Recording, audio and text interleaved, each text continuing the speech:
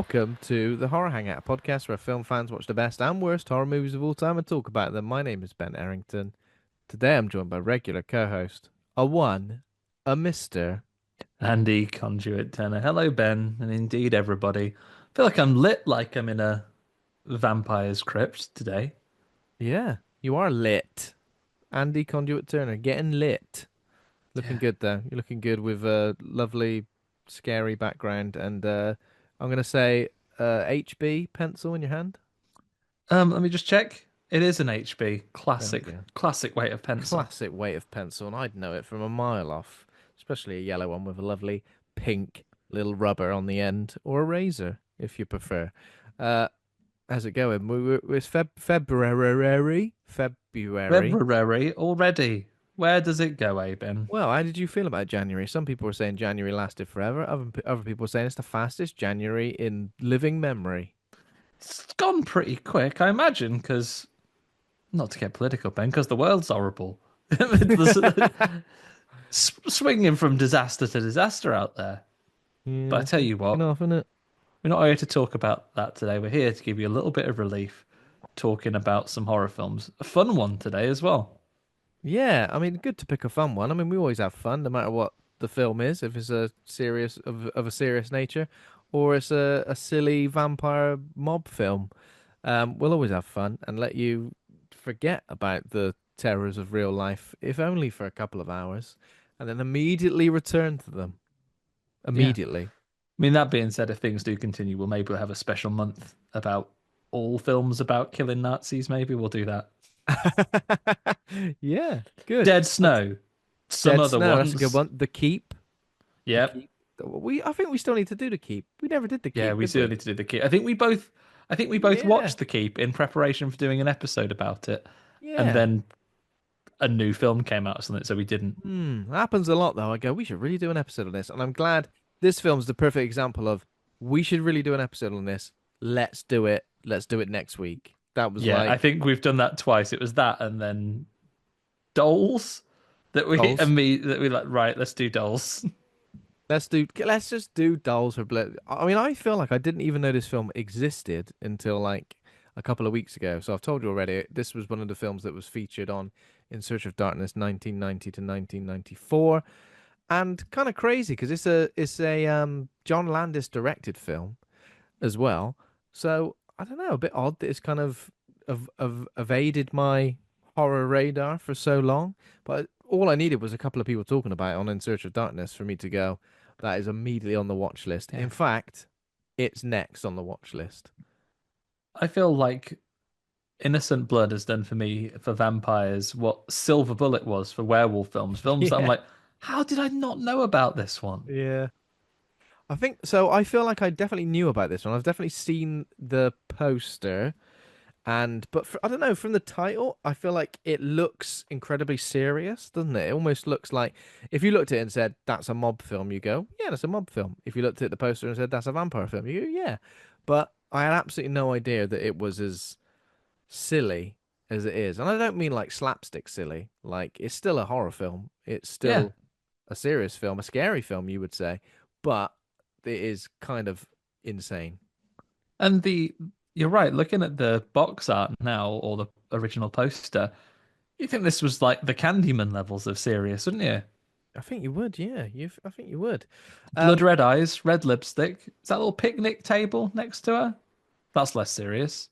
I think it's Little gingham somebody. cloth. It's somebody dead on a table, like Ah, of an Italian restaurant. So this is like. So people say it's a vampire film, a gangster film, a buddy cop film. It's kind of like all three mixed into one. It kind of makes fun of the gangster genre a little bit, I guess, in a way where yeah. everything's just so over the top. Like, people in the car listening to Frank Sinatra and nothing but Frank Sinatra. Uh, If you want Bobby Darin on in that gangster's car, tough luck, mate. There's no Bobby Darin CDs. There's no you Ray fa- Parker Jr. CDs. No you Sammy fan Davis Jr. CDs. Get out. Get out. You fancy a bit of grub? Absolutely slathered in garlic as well. Fancy some Yep. mussels? They're basically vegetables, is what he says. Also like the most, I guess, like 1992. So this is off the back of like Goodfellas and stuff like that. I guess they're trying to certain mob characters absolutely terrifying as they chew the scenery. So we get a mob boss. What's scarier than the head of a crime family? Oh, what if he was bloody vampire as well? Well, I was going to say, what's scarier than the head of a crime family? The head of a crime family who is absolutely raging about foreign electronics. Absolutely raging about foreign electronics. Hates lights. Turn the bloody lights off, and smashes through a kitchen window like it wasn't even there. Yeah. Sal the shark, terrifying. So yeah, I mean, I saw this on In Search of Darkness, and I thought that looks bloody good. Let's check it out, and I'm glad I did because this is a good time, a good time indeed. I mean, I guess we should we'll get into horror news, but let's just mention what's coming up in February, I guess, as well. Um, Yeah, let's. because last week we kind of had a little bit of an idea of what we're going to be covering, but last week, we had a bit of an idea about what we're going to be covering. This week we know. So, Poured Innocent some Blood. cement into that mix, and you've got the finalized You sculpture of our February. exactly. So Innocent Blood. That's this week. That's this episode. You listen to it right now. Can you believe it? Amazing. Next week we're going to be talking Seven with special guest Janine Pipe, returning guest, and a film that I think often gets discussed as like, is this a horror? Is it a thriller? 30th anniversary. It recently celebrated, or it does celebrate Wow. this year.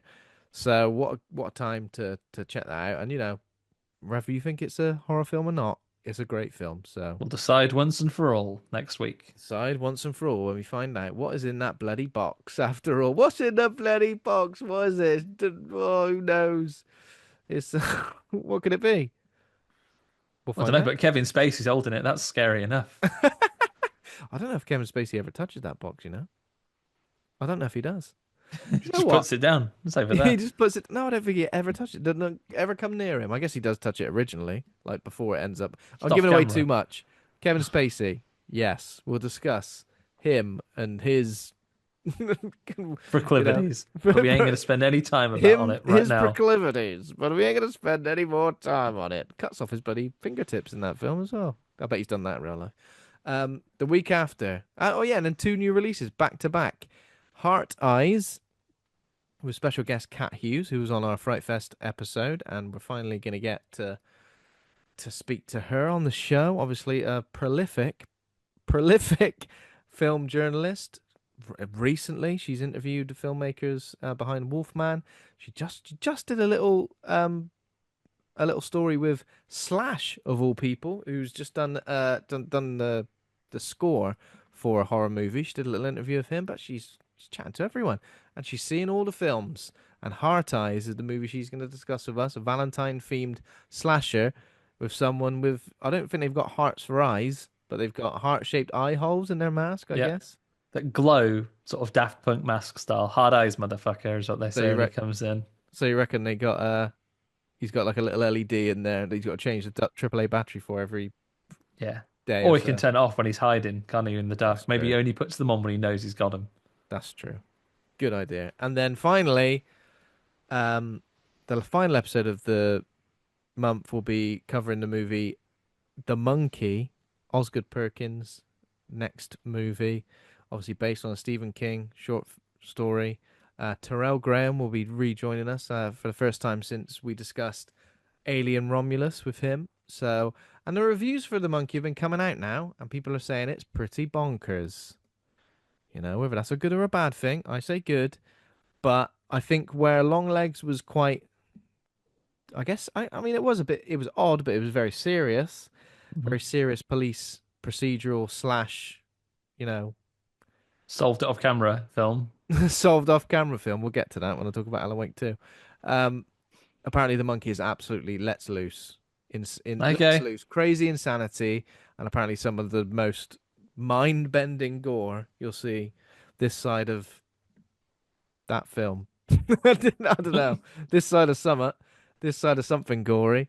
So yeah, another action-packed month with a couple of new releases as well, which is exciting. Looking forward to it. February a shorter month as well, so we've got to squeeze them in. Yeah, certainly have.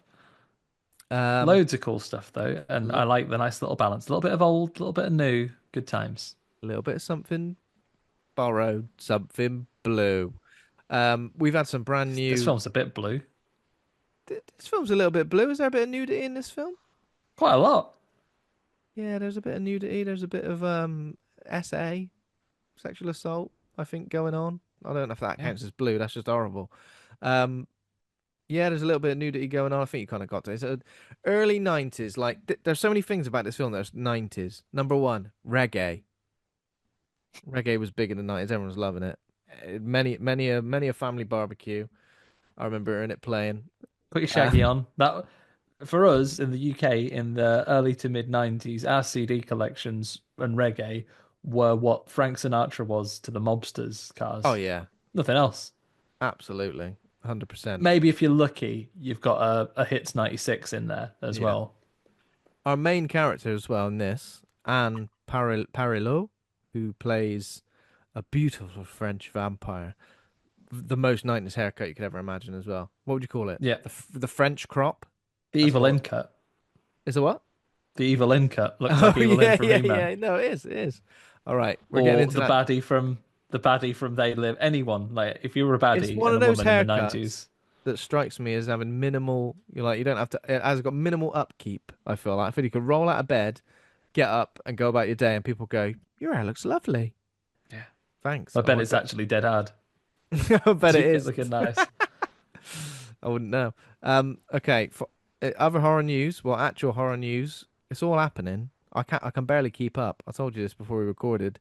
It fills me with dread every time there's brand new trailers and posters and news and stuff because I'm like, I can't And we're keep getting up. towards Super Bowl season, so everyone's banging the trailers out.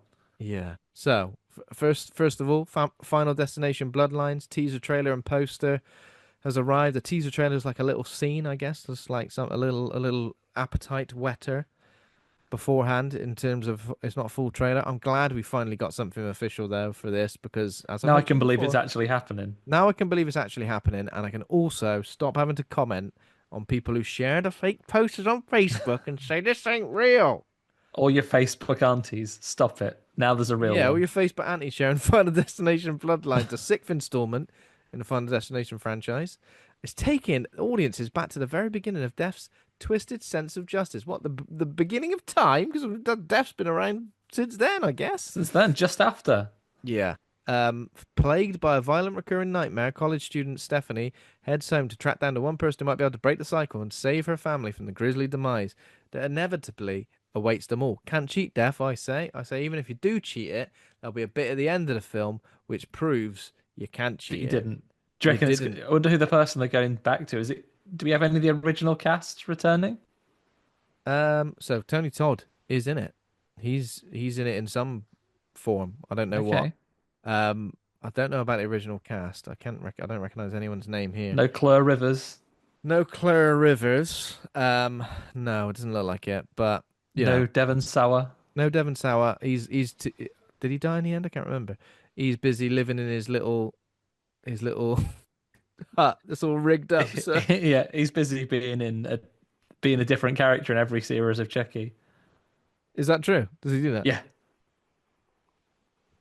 What a legend. Okay. Final Destination. I think when an official trailer comes out, we should do some sort of reaction to it because it's a big franchise, it's a big set piece film as well. big set Maybe piece then. film. Yeah, that we've only covered the original of, I believe. Yeah, we'll have to catch up on that series, but maybe in the short term, putting you on the spot here, Ben. Maybe when the new one comes out, classic ranking episode. Hell yeah, why not? I think I'd have to see some of them actually, because I don't know if I've seen beyond Final Destination 3. Like the Final Destination and then Final Destination 5, which I think there's a full circle moment in Destination 5, right? There is. There is. Interesting. I like it. Um, Other new releases, Mafregan 2, there's now a poster and a little teaser, which was her walking along looking slightly different. She looks obviously new and improved version of Mafregan. So that's I'm going to not sure. be, Is this a rumor or is this confirmed? Is Mithrigan the goodie in this one? Terminator 2 style. yeah, possibly. The murderous doll who captivated pop culture in 2023 is back. Okay, here we go. 2 years after Mafregan, Marvel of artificial intelligence went rogue and embarked on a murderous and impeccably choreographed rampage and was subsequently destroyed. Mafregan's creator has become a high-profile author. an advocate for the government oversight of AI. Right, let's skip. This is a bloody long synopsis, man. Um, okay, so there's a military grade weapon known as Amelia, Amelia. the ultimate killer infiltration spy. But as Amelia's self-awareness increases, she becomes decidedly less interested in taking orders from humans or keeping them around. You know what that means, don't you? Someone somewhere's gone, get my freegan reactivated. Only Mithrigan can save us now. The original AI bitch is about to meet her match. That's what it says. Blumhouse's Mafregan will expand on the upcoming sequel as well as a spin-off entitled Soulmate with an 8 instead of an A. Oh, A 90s style erotic thriller with a new technological twist. Gee, it's all happening, isn't it? They're going, how can we get numbers into bloody film titles, all right? oh! Imagine if you do all of them, then you can watch them in some mad sequence like Legend of Zelda games. Interesting. But yeah, because I guess kind of Mafregan was kind of like an anti-hero type character for a Yeah, bit. that little boy had it coming. I'm glad his ear got pulled off. I'm Little glad that shithead. she ran towards him on all fours. Yeah, It wasn't served terrifying him at all. right. Served him bloody That right. businessman, bad bloke, probably deserved to be guillotined. Bad old bloke. Exactly. Um, and the other bit of news is that we've got some Scream 7 cast confirmations, which is I don't know how I feel about this because A, save it for the film and surprise everybody. Before we And even B, say everything, if you're trying how? to go in cold on this, one, good luck avoiding it because it's been No. going to be you're going to be choked on it. But warning, if you don't want us to spoil it for you, skip forward 30 seconds now. Yes. So Matthew Lillard and Scott Foley are set to return. Matthew Lillard, of course, the killer in Scream 1, and Scott Foley, the killer in Scream 3. But guess what? They're both dead in that continuation. So is this some sort of crazy meta sort of sequel? Is it? I mean, what could it Emma Roberts as possibly well. be? I don't know if Emma Roberts has been confirmed officially, but maybe. I don't know. I can't remember. Did she die? Who knows? Is everyone who like dies like, oh, they're dead, but they're actually alive? But none of the characters are gonna comment on that at all until the next one. Obviously, Scream 7 has been um stained, you would say, with controversy in the build up to the filming Yeah. of this as well, with obviously big stars getting kicked off, and then obviously, what's her name, Neve Campbell getting Yeah, given the because she was given off given the in boot on the last six one. for being someone going, oh, we do this for 20p and half a curly welly. And she was like, no, thanks. I was like, No, oh, don't even like Curly Wurly, she said. it's Um, double decker or fuck off. so are they just doubling down now with star power, or not even star power, like character power? Well, Matthew Lillard a star in order to get people to want to see this film again, because I think a lot of horror fans are a little bit. It left a sour taste in the mouth when all that stuff started happening, didn't it? Yeah. We'll see. Good script, good effects, good scares. I'll be there for it. I mean, let's face it, Ben. We're gonna watch it anyway, so they aren't gonna try that hard. But Mm. yeah, I'm glad. I'm interested to see what they pull off. Yeah, yeah, definitely. Um, but yeah, we'll obviously cover all of these films on the show when they're released. So keep up to speed with us and what we're watching and talking about what we've been watching. Andy Conduit Turner. I got Any just a hit couple of bits for motivator. you. One, I'm getting ready, Ben. Fright Fest Glasgow is right Oh, around the proverbial bend of the calendar.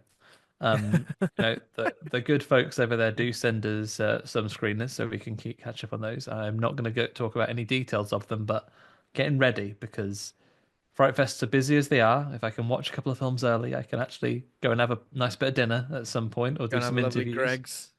Yeah, that's what I'm hoping for. Proper food though. Like if I get a couple of hours off, I can actually go and sit down and eat real food. There's anything wrong with Greg's, but um, so I watched Andy Edwards' new film. I watched Rumpelstiltskin.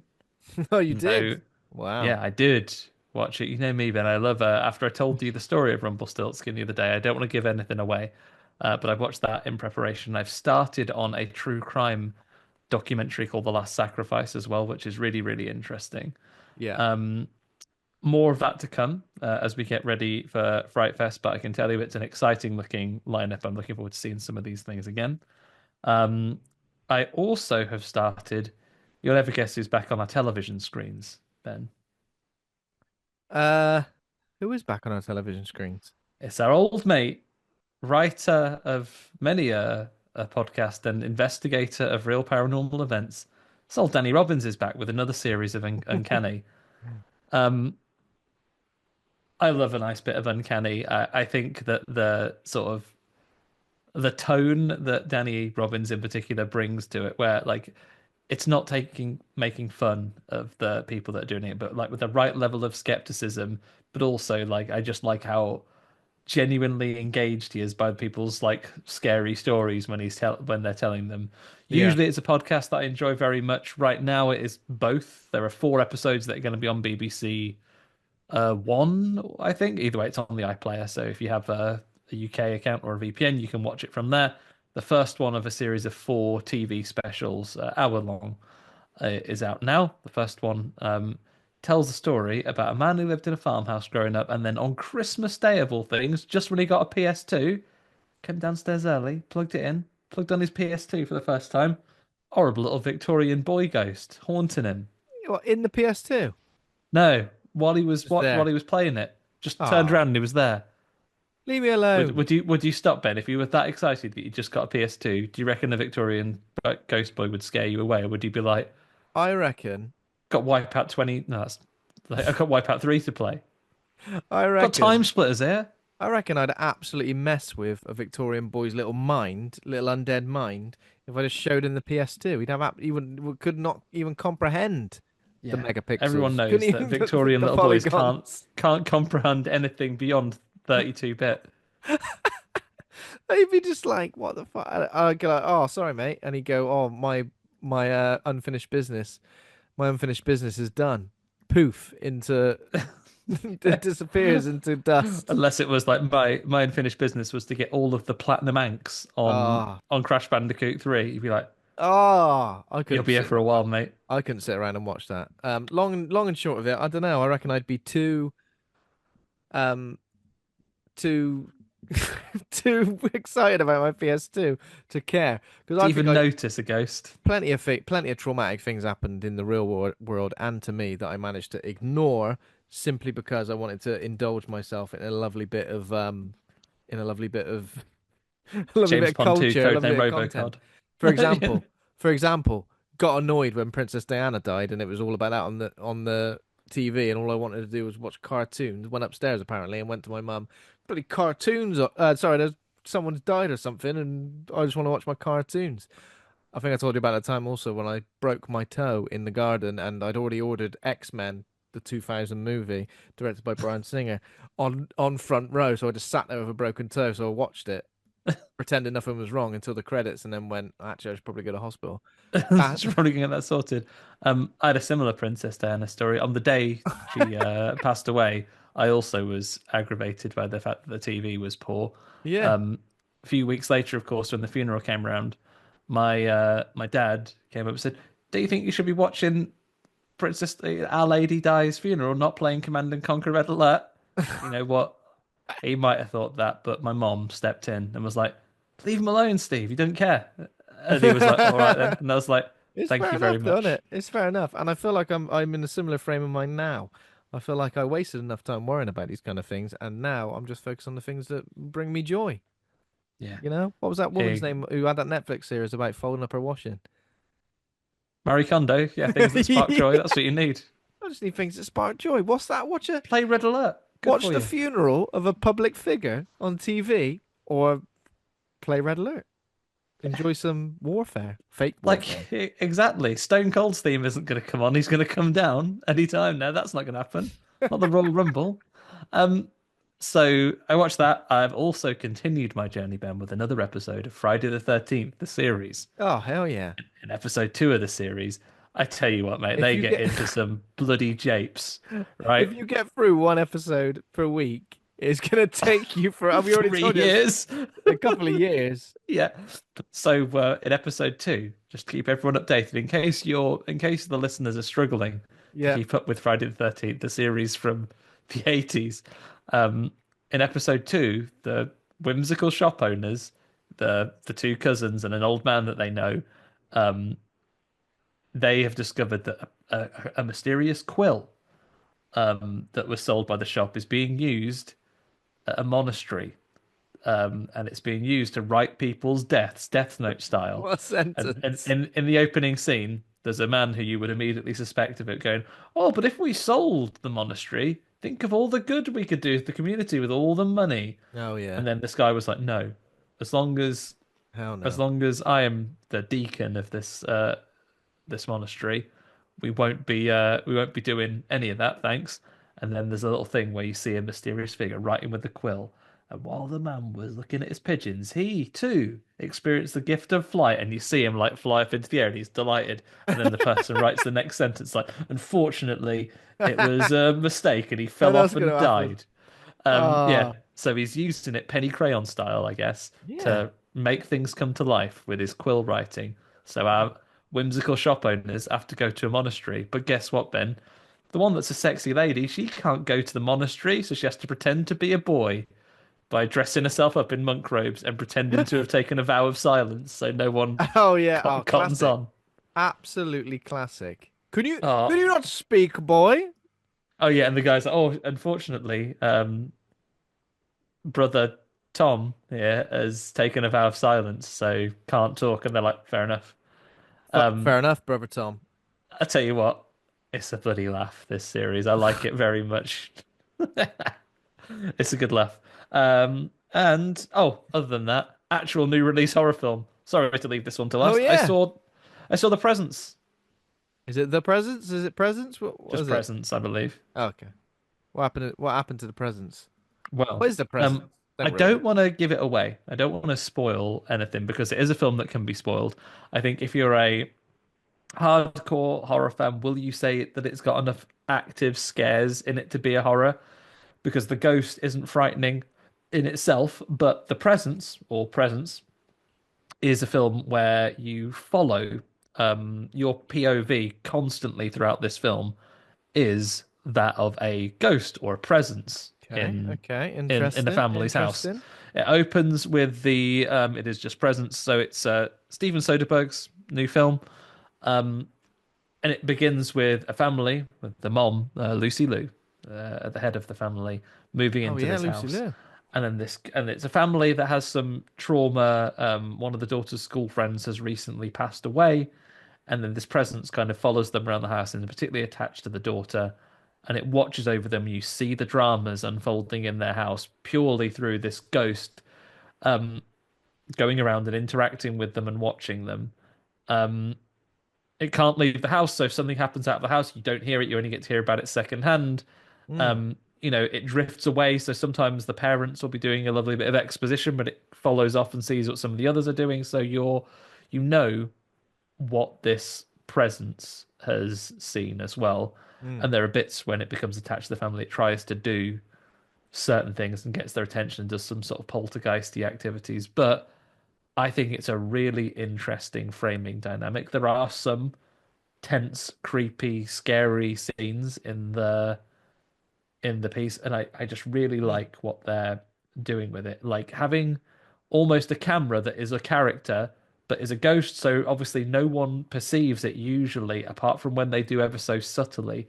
There are some wonderful bits in the film where characters just engage with it slightly or like are kind of aware that it's there and look at mm. it suspiciously, or there is a moment in the film where a lady, like a psychic lady, comes around and she looks down the barrel of the camera almost the entire time. Wow. Okay. While it's really, really good. I thought it was really, really cleverly made. Interesting enough story. Friend of the show, Ash Millman, said in her review of the film, "I think the writing of teenage characters' dialogue will be the death of one of us at some point," and I do agree with her. I think they do struggle to write how teenagers talk on occasion, but Yeah. overall, really interesting. Really, really interesting. I would recommend people go and see it because I think it's a really good and interesting way of people making films, and I would like to Mm, see more stories that maybe use this kind of perspective or something yeah. similar as a different way to frame a story. I thought it was really cool. Yeah. It's very interesting. Definitely. I definitely want to check it out. Um, I was planning to see Companion this week, but I didn't get around to it, so I will see it hopefully tomorrow, which Yeah, I'm hoping means to see it soon too. we'll be able to discuss that on the show very soon. Anything else? Is that you? That is me done. How about yourself? So I'll talk about two things that I think. Let's talk about Alan Wake 2 first because I've just finished the game, just saw the credits roll, and I know this came out a while ago, but I wanted to get a physical copy, so I waited, and I love the original, and I will say, based on the fact that I think it's almost had universally great reviews. I think it's had glowing reviews across the board from everybody. But I have to admit, I wasn't entirely sold by it. I was actually a bit frustrated towards the end, where I just wanted it to be over and done with. I There's two characters you play as, Saga and Alan Wake. Um, Saga Anderson. I feel like the Saga sections are really, really strong, sort of like in a similar way to like Long Legs, police procedural, where you're kind of you've got all the pieces of this all this evidence that you're trying to deduce and work out what is, potentially one thing or another. I feel like there's a lot of mechanisms in the game, um, probably too many, so many to think about at all times. I feel like as soon as the game gets a little bit of momentum, I feel like it's immediately stopped in its tracks. And I feel like the Alan Wake sections, I found myself like genuinely just skipping for everything. Just like, right, who cares? Come on, come on. Like so many instances where you can change things in the environment that it was almost too much because I felt like I was just running around in circles come the end. Um, Okay. there was maybe one or two really big, great action set pieces, and music plays a very important role in these set pieces, and those were great, like genuinely great, like some of the best I've played in the last couple of years. But I genuinely feel like there's not enough of that, and all the moments Yeah. in between, I find myself just running around in circles, or just speed running through things because I'm like, I don't want to see this. I want to get to the next cool bit. And yeah, it's disappointing. It was a game I've wanted to play for a long, long time, and I did persevere with it until I finished. But I know there's some DLC, which is apparently pretty good as well. But I think I might need a little bit of a break. Might need a little bit of a palate cleanser before I go back to it. And I feel like What are off you the going to back, go to as your palate cleanser? Have you any ideas I was yet? thinking about replaying Doom Eternal, seeing as Doom the Dark Age Oh, there's a new. is What if out you don't want to soon. get burned out on it just before a new one comes out, I'm though? not. There's no way I'll get burned out on Doom Eternal, Andy. No way. I Not even that guarantee you. last boss that takes bloody ages. I'll be all right. That'll be a good palate cleanser. I think because I played Alan Wake 2 off the back of Silent Hill 2, like it was only a few weeks between those. It really did show me what like a really great um survival horror game can be. And I love the thing is I do love the story of Alan Wake 2, and I do love a lot of the narrative elements and stuff, but I feel like there was just too much. I feel like it was like overflowing. It was constantly like, here's a new thing to think about, here's something else, here's this, here's that, and I'm like, it kind of diluted the whole experience in the end. And yeah, I genuinely think overall it was a disappointment for me. Oh, that's a shame. Although, Ben, you mentioning just now, um, the wonders of survival horror, you've triggered a rumor that I've heard in news adjacent There's a in my rumor, mind. eh? A little rumor. Don't know if you've heard this, Ben, but word on some of the streets is that with the Switch 2 launching this year, we might be seeing a Resident Evil Zero remake to go alongside it. That's what Interesting. I've heard. I've not heard anything about that, so I'll have a little look afterwards. I was talking about Resident Evil Zero just the other day Because that because was a GameCube exclusive, right? I don't think you can get it anywhere. Oh no, you can now get it on modern I've consoles, got the right? HD collection version on PS4, but I was looking for copies of the GameCube version because I definitely owned it at one point, but it's not in my collection anymore. So I feel like I've misplaced it somehow, so I need to get it. Um, yeah. Oh, I'd And be then up the for other that. thing, which I mentioned last week, I started watching The Stand, the Mick Garris miniseries from 1994. I've seen it all now. 4 hour and a half episodes with the likes of Oh, Gary Sinise, Rob Lowe, Molly Ringwald. you know, what do um, they think of it? oh, what do they think of it? You said you saw it with him. Oh, so with them. Gary Sinise said, "Bloody hell, get me off the screen. It's embarrassing. I don't like watching my own acting." Molly Ringwald kept singing "Pretty in Pink" or something. Like, give it a rest, Ringwald. She's not ginger in it though. She's got black hair in this, which she's not got her signature look. Right. First episode starts off really well. It sets the scene perfectly for like a global pandemic and all of these characters. There's so many characters, Andy. So many characters. I can only imagine what reading the book is like. 1,100 pages of book. How many characters are going to be in it? I've looked through the wiki to look at all the main characters from the miniseries. They're pretty much all in the book. So there's loads of people to keep track of. First episode starts off well. Second episode, ooh, gets a bit melodramatic. Ooh, gets a bit religious. I wasn't Oh no. expecting that. Very religious. To the point where I'm almost like, the people are supposed to be the good guys. The The good good guys. guys. The people are supposed to be the good All guys. right, Annoying me Goofy. a bit. Annoying me a bit. All get together. Oh, we're making this like we're basically going to start doing a bit of politics, even though there's only a few hundred of us as survivors. Um, yeah, a bit annoying. Don't know what it was. Lots of visions, lots of dream sequences. I find the ending a bit overwhelming. As I love the character of Randall Flagg in The Dark Tower, great, great character. Really, really hard to capture in any other medium other than book without feeling a bit hokey. That's what I feel like. Because obviously Yeah, we've seen him in The Stand, two versions, and we saw him in The Dark Tower as Matthew McConaughey played him. A bit hokey, a bit silly, a bit scenery chewy. Whereas in the books, obviously, you get all the nuance, you get all the it's the description, coolest guy. He's bloody the Dante from coolest. Devil May Cry. He's the coolest lad. He's the coolest lad. Yeah, it just gets a bit kind of silly, and then the ending's a bit underwhelming. I feel like you can tell it's adapted from a book. It feels very booky in places. Do you know what I mean? You're like, I can imagine how this scene would pan out if I was reading it, and it'd probably be a lot more interesting than it is on screen. So I feel like in the end, it just becomes because there's loads of things that happen where you go, "Why is that happening?" Whereas in the book, like the book would explain it, You wouldn't it? know why it's happening. You know It's why it's happening. explained. But when this happens, you're like, "What's going on here?" Because when you're It's reading a book, it's like being told a story by your granddad, isn't it? Where it's yeah, like, right, to understand this bit, you're going to have to reflect on the fact that all of these things are true. I tell you a exactly. story about like how he learned to drive. Because the thing is, I think I even at one point said, "Don't actually know why they're doing what they're doing. Like, what's the end goal here for anyone?" And it felt a bit like that. I know it's like a huge, huge, massive thing for like the mid 90s. I think the effects they look very much of their time, but at the same time, I kind of like them. Some of the performances are really good. The music's kind of cool. What else? I don't know. Just I don't know. Generally when it ended, I was even like, oh, it's at the end. Well, then Okay. you've sold it to me. I'll I'll It give was that a very go. much But like that. unfortunately, I cannot.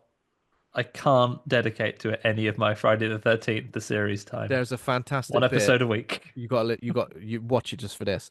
There's a great like end of sitcom little bit at the end which like shows all the characters who died. You know, like Like in memorandum. yeah, it's so good. It's so good. To the point I went, oh yeah, that one died, didn't he? I felt I like mean, they the bit. they, they do this thing where they try to establish certain people as main characters when I'm like, I've only seen that person once before. Now they're one of the final He's four. It's like back. stupid. Yeah. I mean, you've said that. I mean, even in this week's film that we'll talk about in just a second, that's got an absolute belter of an end. It's at the Oh end of an yeah. episode of the A Team. Where Oh, it's it's like, fantastic. It's turn exactly like that. it. It's exactly like that in the stand. It's just like people. It's like any moment where they were happy in the film is like tacked onto the end, like them going, "Yo, go you guys." Yeah, it's Oh, absolute. I it's think a we bit should mad. normalize that at the end of every film. Yeah, and as I said, it's got the classic Stephen King trope of he likes somebody with like a learning disability who's a bit Got maybe power. a bit magic or maybe like got like telekinesis and also like a woman of color of a certain age who's also a little bit magic and a little bit you know he loves all that stuff Do the and maths, Ben. I reckon those are the two most magic types of people. Maybe second only to like wizards. Anyone with a yeah big hat. wizards it feels a bit as I said, it feels a bit religious, but it also feels a bit like preachy in places. There's a bit where like someone is like they're leaving someone somewhere, like in a desert, and they go, "You're gonna be all right. What will you eat? What will you drink?" And the character like goes, "If God wills me to eat, He'll send me food. If God wills me to drink, He'll send me rain." And I'll go, well, that's all right then. See you later. All the best. It feels like proper Like creeping especially at this, me. I've got all this water. Do you want me to leave you some? No, no. They do leave him a box of Cheez-Its, though. That's true. That's Box of true. Cheez-Its, a Box whole of Cheez-Its. box. Old box. Imagine how dry and clam like Oh, you imagine get how dry thirsty. your mouth would be when you get thirsty. You know the Lord Silly. would send you some bloody rain, wouldn't you? Yeah. All those box of Cheez-Its. Yeah. Get a right druth on. Get a right Droof on. Okay, that's enough of the stand. I am kind of interested to see what the 2020 version's like because in terms of cast, it's got Alexander Skarsgård, it's got James Marsden, it's got Whoopi Goldberg. So I feel like I kind of just when sometimes you're just like curious to see how it deals with the same source material, Yeah. and I do kind of want to read the book as well because I think there are some You've interesting started the book, haven't you? things. No, Misery is the book Oh, I've Misery. I've started and nearly finished now. So I'm not the Straight onto the first. stand then, 1100 pages of characters. Maybe, I don't While know. they're still fresh in your mind. They're still Oh, I know fresh. him.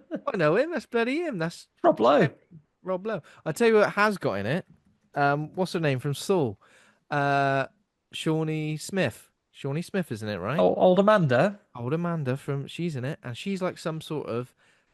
So I had to Wikipedia this because I was like, how would we describe this character? And she's described as a sex crazed teenager. Oh no, that's the worst kind. And I'm like, really? Is that like the key thing? She's just a bit much, I would say, in this film. Like anyone she meets, she's either like, I bloody love you, or I hate you. Bang bang, gonna shoot you. Yeah. Oh. So Anyway, she sounds like the height of just too muchery. height of too much. Oh, there's loads of cameos as well. We've got John Landis is in it. Stanley, John Landis Captain in it. America's Sam in it a bit. Sam Raimi's in it. Is he? Yeah, loads of people. There's tons of people popping up where you go, I know him. Obviously, a little bit better with John Landis and Sam Raimi, but other people as well. Um, it's interesting, yeah. Right, Well, you've sold it to me then. I'll I've get sold it to straight on you. it, Good stuff. Um, but then also something that was just as fun as that. if not It more. is a film called Innocent Blood. Did you know it was known in some regions as a French vampire in America? Oh, like American Werewolf in London. Yeah, I Another guess John Landis film. because someone went directed by John Landis. Yeah. Um, it's a 1992 American black comedy horror film directed by John Landis, and it's about someone called Marie, and Marie is a vampire, the first for bad guys. Wow. When she fails to properly dispose of one of her victims, a violent mob boss, she bites off more than she can chew. Nice. And faces a new immortal danger. Who have we got on it? Anne Parillaud, I would say, as the main lady, the main French vampire lady. Robert Loggia, Anthony Paglia, Don Rickles. Oh, that's a good one. Um, Angela Bassett. That's what I was thinking of. Angela That's it. Bassett's in it. Frank Oz is in it. Tom Savini, Sam Raimi. These are all the the little cameos. Lovely cameos. Dario Argento plays a paramedic. Amazing. Anyway, so I guess it's described as a vampire mob buddy cop film, as I already said. But ratings 6.2 on IMDb.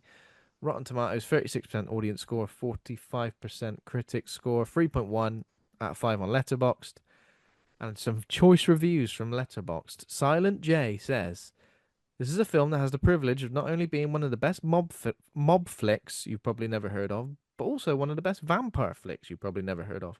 And that is a badass combination, if you ask me. 4 stars. The Closer 79 says, what an American Werewolf in London is for werewolves, Innocent Blood is for bloodsuckers, in brackets vampires. 4 stars. And Cinema Void, gorgeous vampire lady accidentally turns Robert Loggia from Mafia boss into a deranged bloodsucker so hungry that he chews up every scene he's in. Yeah, it's true. 4 stars. 3 stars, sorry. He is the angriest man ever. He's very And cross. Kat says, entertaining mix of horror comedy, buddy cop, and gangster movie. I said that already, but 4 stars. So, yes, it is all of those things as described, and it's a lot of fun, isn't it? It is like very well done, Ben, in pointing this one out and like getting it straight on the old watch list because I had a lot of fun watching this movie. all the people we saw in it. Like it does lean into the comedy, like overtly so. It's very funny, but it doesn't hold back on being like a gory film as well. Like lovely, almost superhero origin in some things as well. Like you can also see a much like when we saw Razorblade Smile, and you see the DNA that fed Underworld from that film. This as well, right? The protagonist that is going to find like a love interest in a human and is going to be fighting against other supernatural threats, sort of living within like a code of her own as well. Yeah, a Like moral again, code. Oh, I only eat criminals. Oh, what? You're gonna put them to trial, are you? Gonna put them to trial every time? no, I'm going to read in the very reliable newspapers what they've been up to. Yeah, And then front if I page meet them, stories. I just get a feeling. Yeah, If quite they've got scary sad as well. eyes, it's all right. But if they Quite, if they look mean, eat quite them. scary. Like the sound effects they make. Obviously, the color, the eyes that go green and purple and red. And is there? Do we know what the color of the eyes means? I think green eyes is I'm showing you I'm a vampire, but I'm not actually getting you. Red eyes is when you're eating people, and Yeah. rainbow eyes when you're having a wicked sex scene, and you get rainbow Yeah. eyes because her eyes change colour so many times in that scene. Yeah. Yeah. It's it's insane. And Marie, obviously, our main character, the vampire. I want to know her backstory. How long she been a vampire for? She come from France all the way to Pittsburgh of all places. And And she had a breakup at some point. is that what she says? Well, yeah, it begins. I mean, we'll open Oh with yeah, yeah. this the opening scene, which is when we get a lovely bit of narration when she's dancing around the house naked, as you do. It's the 90s after all. While she's while she's walking around naked in a house full of candles, saying, and I won't do her accent because Yeah. don't know Well, I'm culturally pretty. appropriate. You did the accent before, and it was all a bit a low, wasn't it? It is a bit low, low, and actually, she's not an English actor. She is French, so that's just her voice. Yeah. Um, Just a yeah, exactly. um, which shows the accent work on a lower low was obviously better than we gave it credit for. So she says basically, when you live forever, it's boring. So you've got two It's things. boring. You've They got all two say things this, that are don't really they? good: eating and the sex. And because she's too picky at eating, it cost her a relationship. So she can't have sex no more either. So she's fed Oh, up. can't have sex, can't eat people. What's left to live for, Andy? I mean, I like the nothing in this case. Thankfully, she gets some food and then works on the sex bit later. I feel But like, I keep saying this about vampires, and I think I said that about Nosferatu as well. Is I think it's harder to stay alive as a vampire than it is to stay alive as a human being. And we'll say, "Oh, bloody, hell, I'm immortal. I've been alive for hundreds of years." Have you? Well done. You've managed to avoid ever being out in sunlight. Great, that's good. Second of all, like you can just get shot to death. That happens. Loads of people yeah, get shot to death. These vampires are getting shot in the head and they're dead immediately. So they're susceptible to gunshot wounds, getting stabbed with obviously a stake to the heart, as you would be. yeah, Um, you can't enjoy any actual lovely grub at any point, or yeah, you got to have blood all the time. You got to kill people all the time. And I'm assuming you're like committing acts of murder, but you're still those murders are still being investigated. So essentially, yeah. You you're can getting still away be with murder. arrested. Yeah, you're getting away with murder constantly. Um, Obviously, one of our characters, Sal the shark, at one point, who doesn't know about the rules of vampires, he just goes out driving in the middle of the day. At one point, doesn't he? Bloody hell! Bloody hell, absolutely roasted in this car. Yeah, I mean, Puts the aircon up. I'm gonna keep going on. I know it's not like I've got the option of one or the other, but living 70 plus years as a human and trying to stay alive, yeah, or a couple of hundred years as a vampire and trying to stay alive, I reckon it's a similar level of achievement. Yeah, Yeah. depends. Like if you really wanted to get a load of reading done, vampire, because then you could Yeah. properly. And a lot of them are from like inherited wealth as well. So Yeah, well, I keep seeing you're this where gonna pay your mortgage, are you? people are saying if you're not absolutely loaded when you're 100 years old, and what have you been doing your whole life? But like, I don't know if I agree with that. Like, you should be able to achieve as much in an elongated period of time as you do. I don't know. I'm just saying, I've seen a lot of stuff about vampires, and I go, I don't reckon it's always cracked up to be. Well, that's what they say about Dracula, isn't it? He's not rich. He's not rich because he's a vampire. He's rich because he's a count. He's rich because he's a count. Exactly. Yeah. Exactly. Um. So who That's what I knows? want a film about, Ben. Like proper working class vampires. Yeah. Yeah. I'd love that. Working class vampires. Well, I guess is what we do in the shadows kind of that because they're all just like living in a flat, sharing a flat, You live like a flat share. True. having a flat share. I think it's more realistic, isn't it? Um. Because yeah, Not in this film, though. in terms of jobs, you'd either have to work like a night shift in a warehouse, or like Work from home. work from home and just have bloody have the curtains drawn constantly. You couldn't Well, just actually, risk obviously, um, the major line of employment for any vampire is um, goth nightclub owner. goth nightclub owner. Yeah, yeah, of course, absolutely. But Underground raves exclusively. Of course, post COVID, that's all out the window. underground raves. Well, with the blood coming out the sprinklers. Yeah. What a time to be alive, eh? So I guess yeah, this is a good combination of like a vampire film. How did you feel about the like narration that our character Marie gives us, like telling us exactly how, why she's doing what she's doing, how she's feeling? You like it? It's very 90s exposition-y, but I'm not actively against it. How about you? Yeah. Yeah, I don't know. Very of its time, but Very then of its again, time. It was okay, I didn't guess. Underworld have that, you know, 13 years later? Yeah, it did. And it's a bit annoying in Underworld, isn't it? Like where lichens and vampires have been fighting for hundreds of years. Something like that. Yeah, exactly. You almost word for word. Yeah, like as long as I ain't got an opening title crawl which establishes absolutely everything, and then your characters continue to give you that same Yeah. exposition. And at least with her, she only really talks about her own experiences and feelings, right? So the beginning, her Yeah. narration is talking about how she lost, her lover, and she's picky about food, and then she just talks about her rules, right? She says that Dua Lipa style, she got some new rules, and the first one is that she only goes to murder people that she reads about in the newspaper, and One, she's reading all just about Sal murder the Shark. people if they're in a newspaper and they've been bad. Two, Shoot their don't heads off. shoot their heads off, but you gotta get rid of the body. Three, don't eat a mob boss and not finish him off because you've been interrupted by a policeman. Yeah, exactly. That's If you're not getting very specific if you're not getting rid of rules. them, you'll be fighting them in the end. She's got new rules, you count them, and then does a bit of a Yeah, dance. exactly. What I also like about this film, I'll just mention it while it's on my mind, the way people jump off rooftops. Yeah, Whoosh! big leap. Oh, Big leap. lots of people in this are very good at a one arm pull up as well. Just hanging one Yeah, arm. yeah. I I feel like it's got to be the worst person possible to be given like supernatural vampire powers is this mob boss Salvatore Sal the Shark because he's an absolute loose cannon from the word go. A loose cannon, a terrifying man. Like the fact he's called Sal the Shark makes total sense to me. This man looks like a shark. This man looks like a great white shark in humanoid form. There's Yeah, got to be an episode. There's got to be a book of Animorphs or someone's a great white shark. I want to find the moment from the cover where he's half human, half shark. And if it ain't a picture of him, of Sal the Shark. Sal the shark, I'm going to be fuming.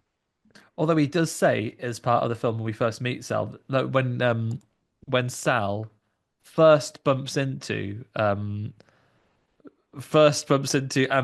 Marie. When he first bumps into Marie, he says, she goes, "Oh, you."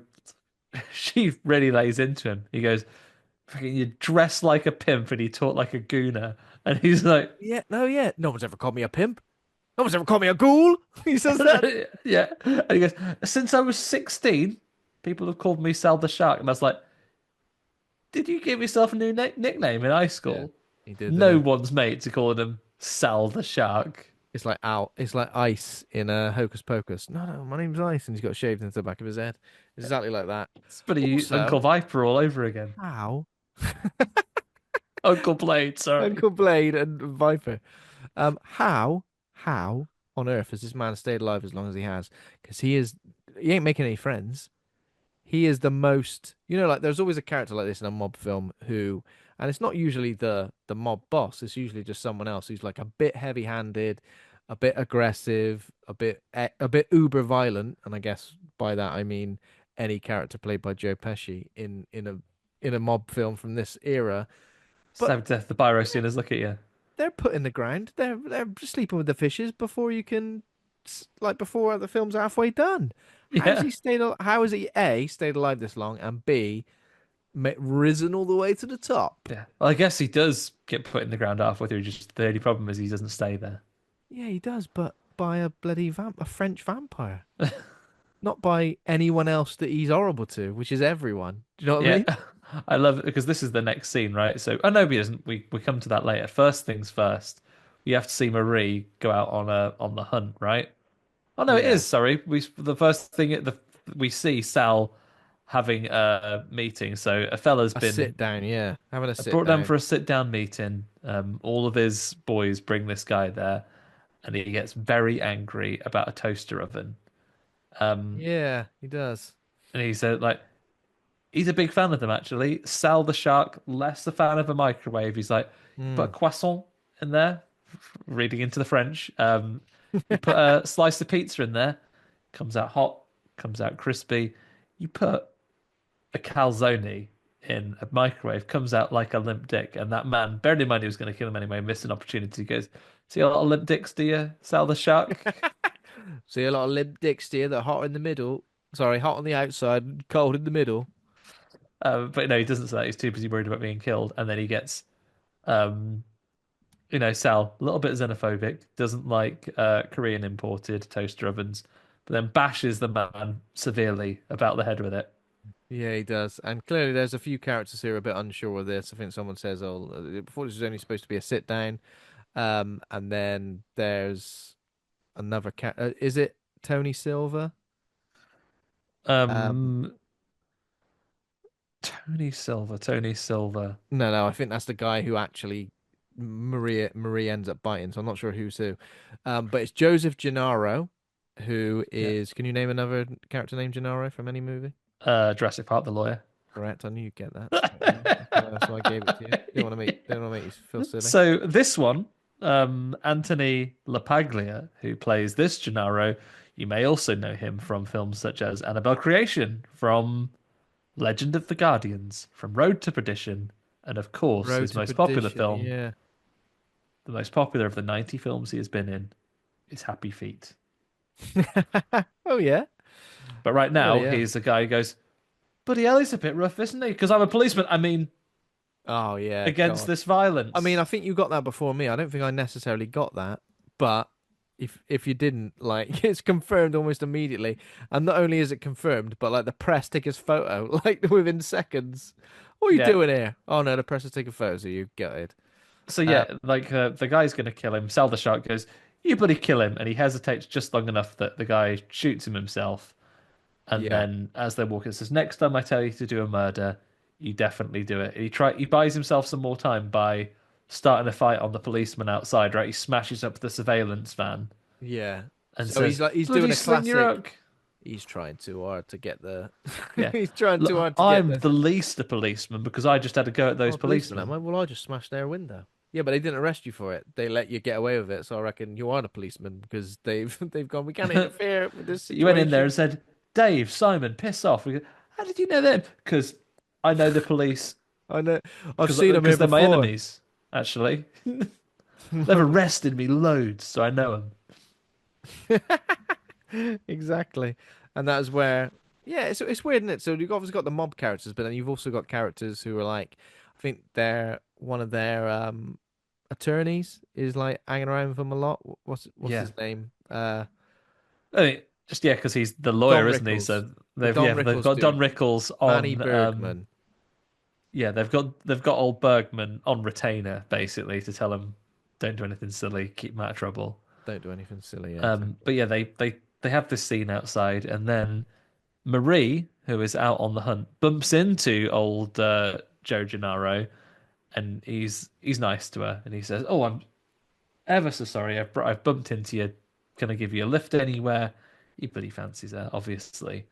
And then she says, "Oh, no, thanks," because we have a little bit of her narration that goes, "Who was did her voice then? I'm not going to." He goes, "He has sad eyes, so I thought I won't murder him." And then He's she got bumps sad into eyes. one of his colleagues who like almost runs her over. And he goes, "Oh, you bloody!" Yeah. And he goes, "Ah," she goes, "Oh, dickhead, right, kill him then." Well, absolute wanker. Yeah, everyone's well up for just as soon as they meet her, they go, "Boy, I tell you what, come fancy a drink? Fancy coming back to mine for a nightcap?" She's getting, she's getting a. They're trying, they're trying Well, their she's La best. Femme Nikita, Ben. What's that mean? That's who she is in another film. Oh, She is the same actress who plays La Femme Nikita. Don't I wouldn't rush out to the film. I'm pretty sure the directors are wrong, oh, but uh, oh. Okay, I think that's another got you. one of her famous roles. Famous roles, yeah.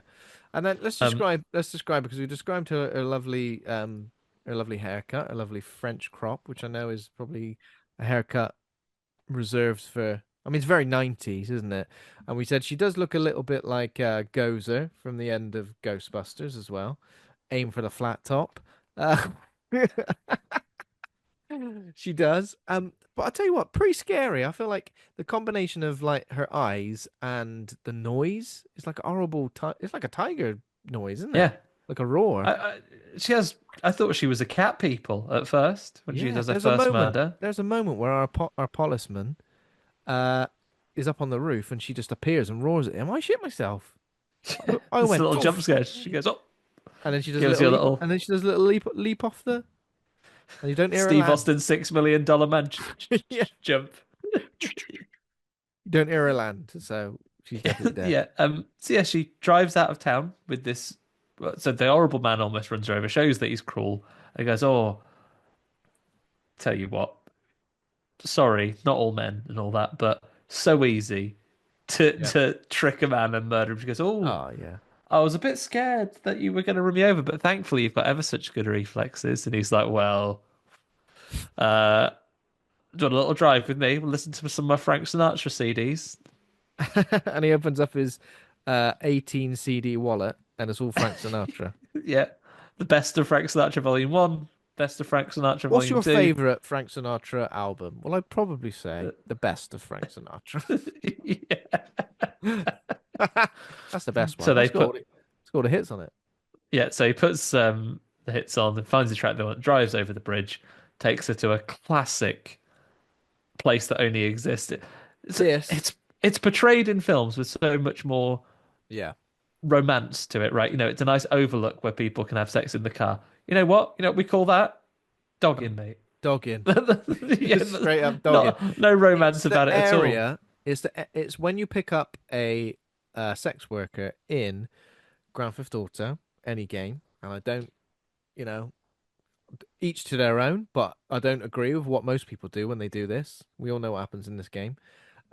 But it's the kind of place you go quietly, and then you get the side view of the car and trying to see what's going on while it bounces. It's this kind of shady little spot, right? Yeah, And then most people just get their money back, don't they, in the game? yeah. Long guns. But in that case, it's for Disgraceful. revenge for all of that stuff that would have in the future. She does the opposite here. One, no money's changing hands; it's just a hookup. But two, she straddles him, sits in on him on the car, but then, in blink of an eye, her eyes go all red. She makes a cat people noise and rips Mm. his throat out. He's like slamming his fist on the roof. I feel like from a distance, if you saw what was happening, you'd be like, ah, bloody hell, go on, Shan! You would, but unfortunately, No, he's getting done. um, And then she goes, and also to basically cover up the bite, you have to finish off the. yeah, said also you don't want them coming back as vampires. So you shoot their heads off. Don't want them coming back as vampires. You wouldn't want to do that, would you? Have you ever done that before, No, Marie? No. no, Well, because I always, thankfully, I mostly murder people that keep shotguns in their cars, so I can just shoot their heads off. that's good. That's good. So he's dead. Next day, body's discovered. Angela Bassett did the thing. She's Is she like like the a DA or like the chief yeah, detective? like a detective DA, obviously working with Joseph Gennaro. What would you He, do if you're undercover? If you're undercover, like policeman infiltrating the mafia, Ben? I'd immediately go to the crime scene of one of the mafia members who'd been murdered, knowing that there was going to be a heavy press presence. Yeah, and would Get you myself go right there. there in your guise as a mafia man, saying, "Oh no, my friend in the mafia has been killed," or would you just go and work as a policeman there? That was I was so close to getting that motherfucker. He was gonna get me to kill some. Yeah, something like that. But he said something Yeah, like, "Oh, he was gonna get me to kill someone," and then I knew it was. He already did. That already happened. yeah, You witnessed him murder someone. That's all you need, isn't it?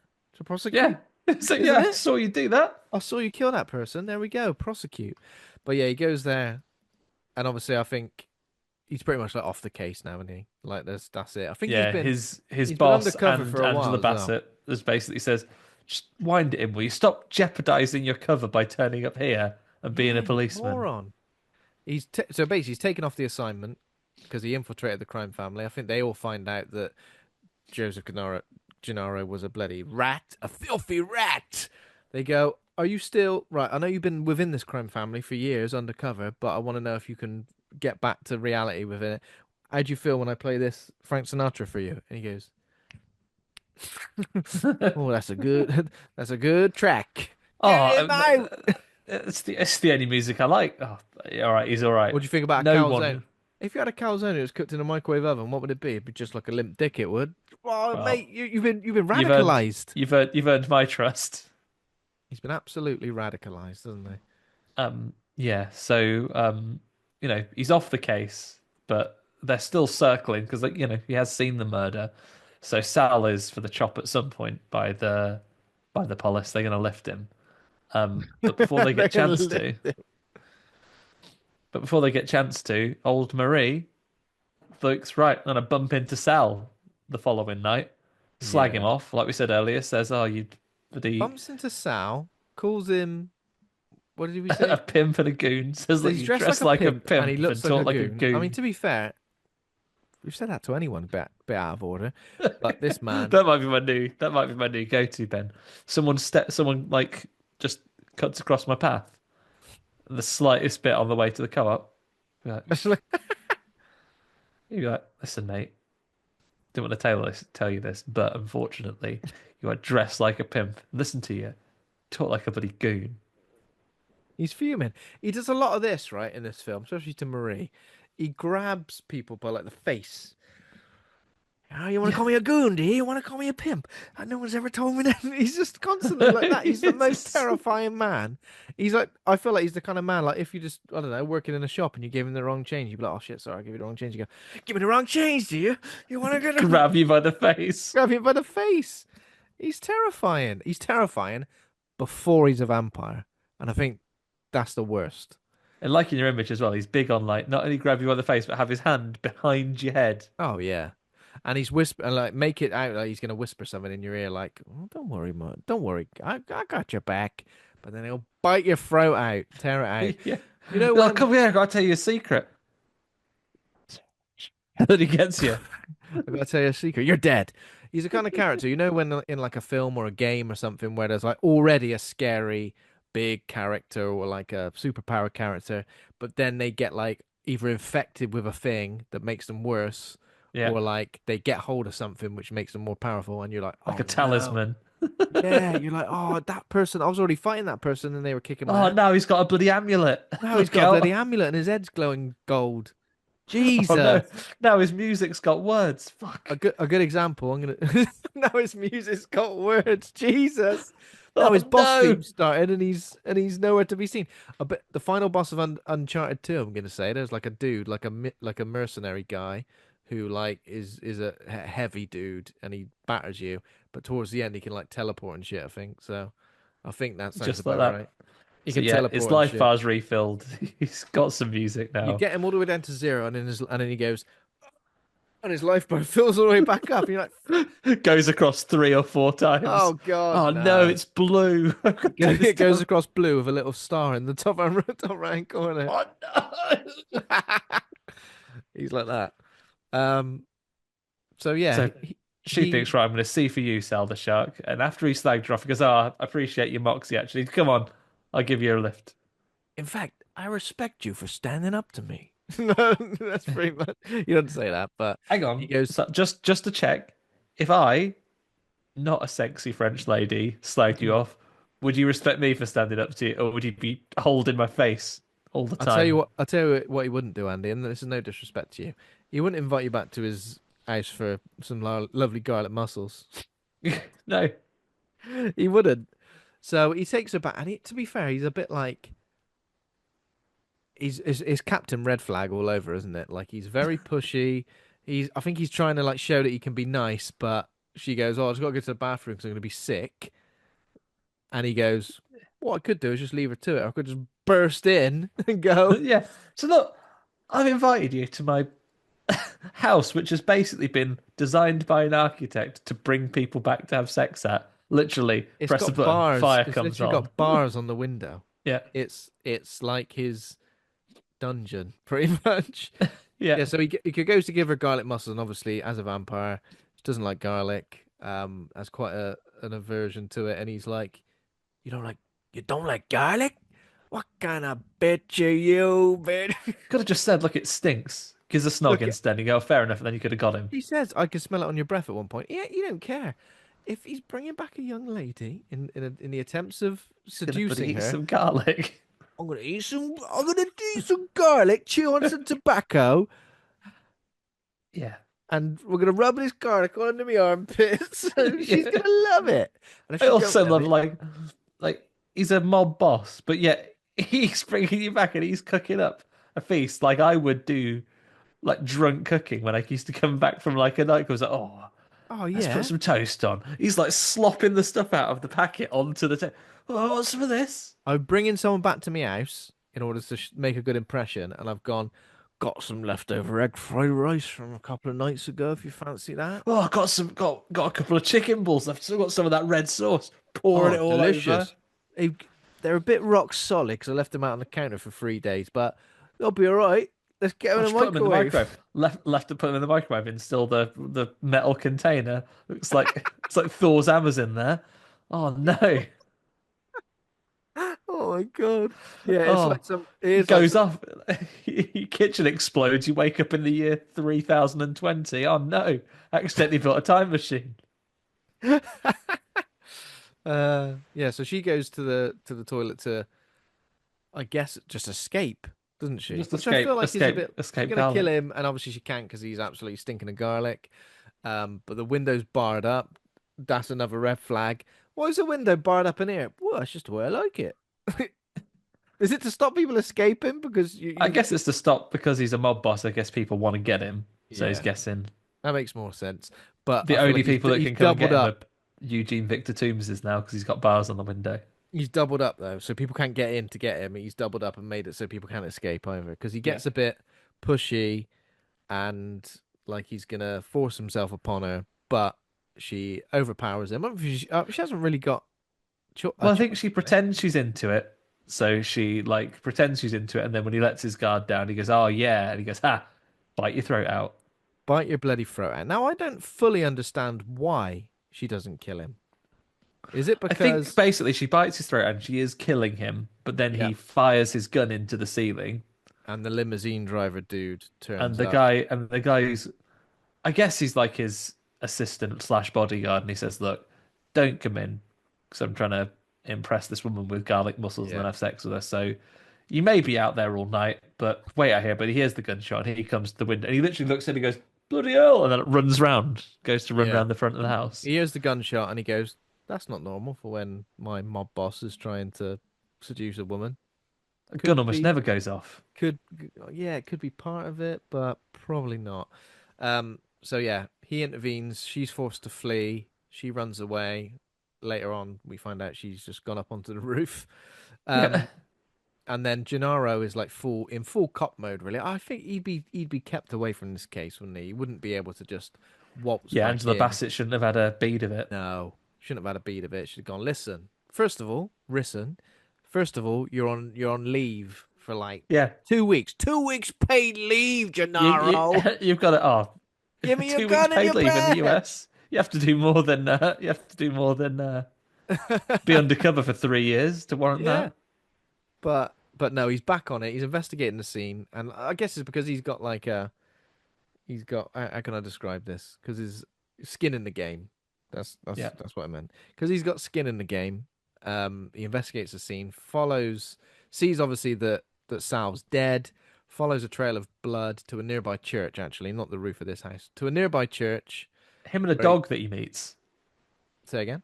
Him and a dog that he meets. Him and a And then dog that he we meets. get like a little jump scare. Him and the dog get Yeah, to like the church, and then a sinister man yeah. comes up behind him. He like pulls his gun out at him like he's James Bond. He's got his back to him. And he goes, pulls his gun on this guy, and the guy just goes, that's my dog. And he That's goes, my oh, dog. um, thanks. And the guy just takes his dog and leaves. Imagine you're just walking around and you're like, "Where's my dog gone?" And you just saw him. He teamed up with another guy. Chasing after a Human. man like a Scooby Doo thing, like going in one door there and then coming Yeah, out one at the other side and then coming out yeah. and then he's got like a string of sausages and then there's like a mummy chasing them. Mm. Um, No, I think so. I do think actually on the roof finds her and she jumps down and runs away, but then he follows her to the church, right? yeah, He does find Marie. because she's been Um, shot, so she's injured. That's why he follows the blood. yeah, yeah, that's right. Finds her, chases her, can't catch her, but he goes back to his car and She Marie. jumps down and says she like when he's chased it into the thing. This is when she's hanging down with one arm, and then when he's almost caught her, she does green eyes. Just leave us alone, and then legs it off. She just has a shout at him, saying, "Oh, I'll injure you if you don't." I'll I think she's injure trying to, you. yeah, I'll rip your throat out and leave you to die, maybe turn into a thing.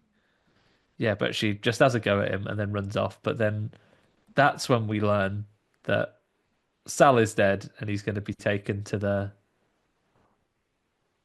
morgue. He's being taken to the morgue. I do enjoy the coroner character, not the coroner, sorry, the undertaker, crime scene investigator dude who's like investigating the body. Oh yeah, him. What did he Now, who is say? that now? He must be famous. He's quite funny. Yeah, they say like Because he's Drake. he's doing the autopsy like at the scene where Sal is dead. Like he just goes, "Oh, what did he die? What did he die of?" And it's like, "Oh, well, don't want to be here all night." And his like thing is that his temperature's going up, and you think it's because he's dead. It should be going down, but never Yeah, mind. and he Best. goes. I thought it best not to ask questions. I thought best. I don't want to do the paperwork. To be fair, I just want to go. He's dead. Don't want to put all these details.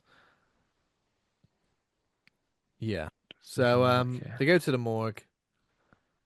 Obviously Sal gets taken to the morgue. Yeah, Sal gets taken to the morgue, and Master Yoda himself, Frank Yeah, Oz, Frank Oz. is the Right. doctor, Yeah, the he's the mortician. mortician, and he's obviously getting ready to. Um, I think. Oh yeah, he's about to like cut him open, and he drops down to plug something in, and suddenly Sal sits up, and he looks fucked. Do you know what I mean? It's not a case of he just looks dead. I mean, he looks dead. He looks Is that zombified. what kind He's of like bloody purple. hospital's this? Got bloody sandwich bags on my hands. What kind of hospital is this? They put tie my wrists up, put sandwich bags on me bloody hands. What's going on here? And It's then I got love there's such a great comedy scene where like he is like the ambulance driver and the pathologist are chasing after him through basically the court, just him yeah, legging it down the stairs and during the it, middle of a press conference. And in was the like, middle of a press "What's that?" conference, and he runs past, and of course everybody goes, "Hang on a minute, he's alive! He's alive after all." He Um, phones his lawyer. Is like, "Get me an outside line." What? No. it's the thing is he's just carrying on doing his thing like as a mob boss, just making demands, treating everybody like he's Mr. Big Shot, but and he has absolutely no idea, I guess, that what has happened to him already. Um, and he steals a car and drives to the home of his attorney, Manny Bergman.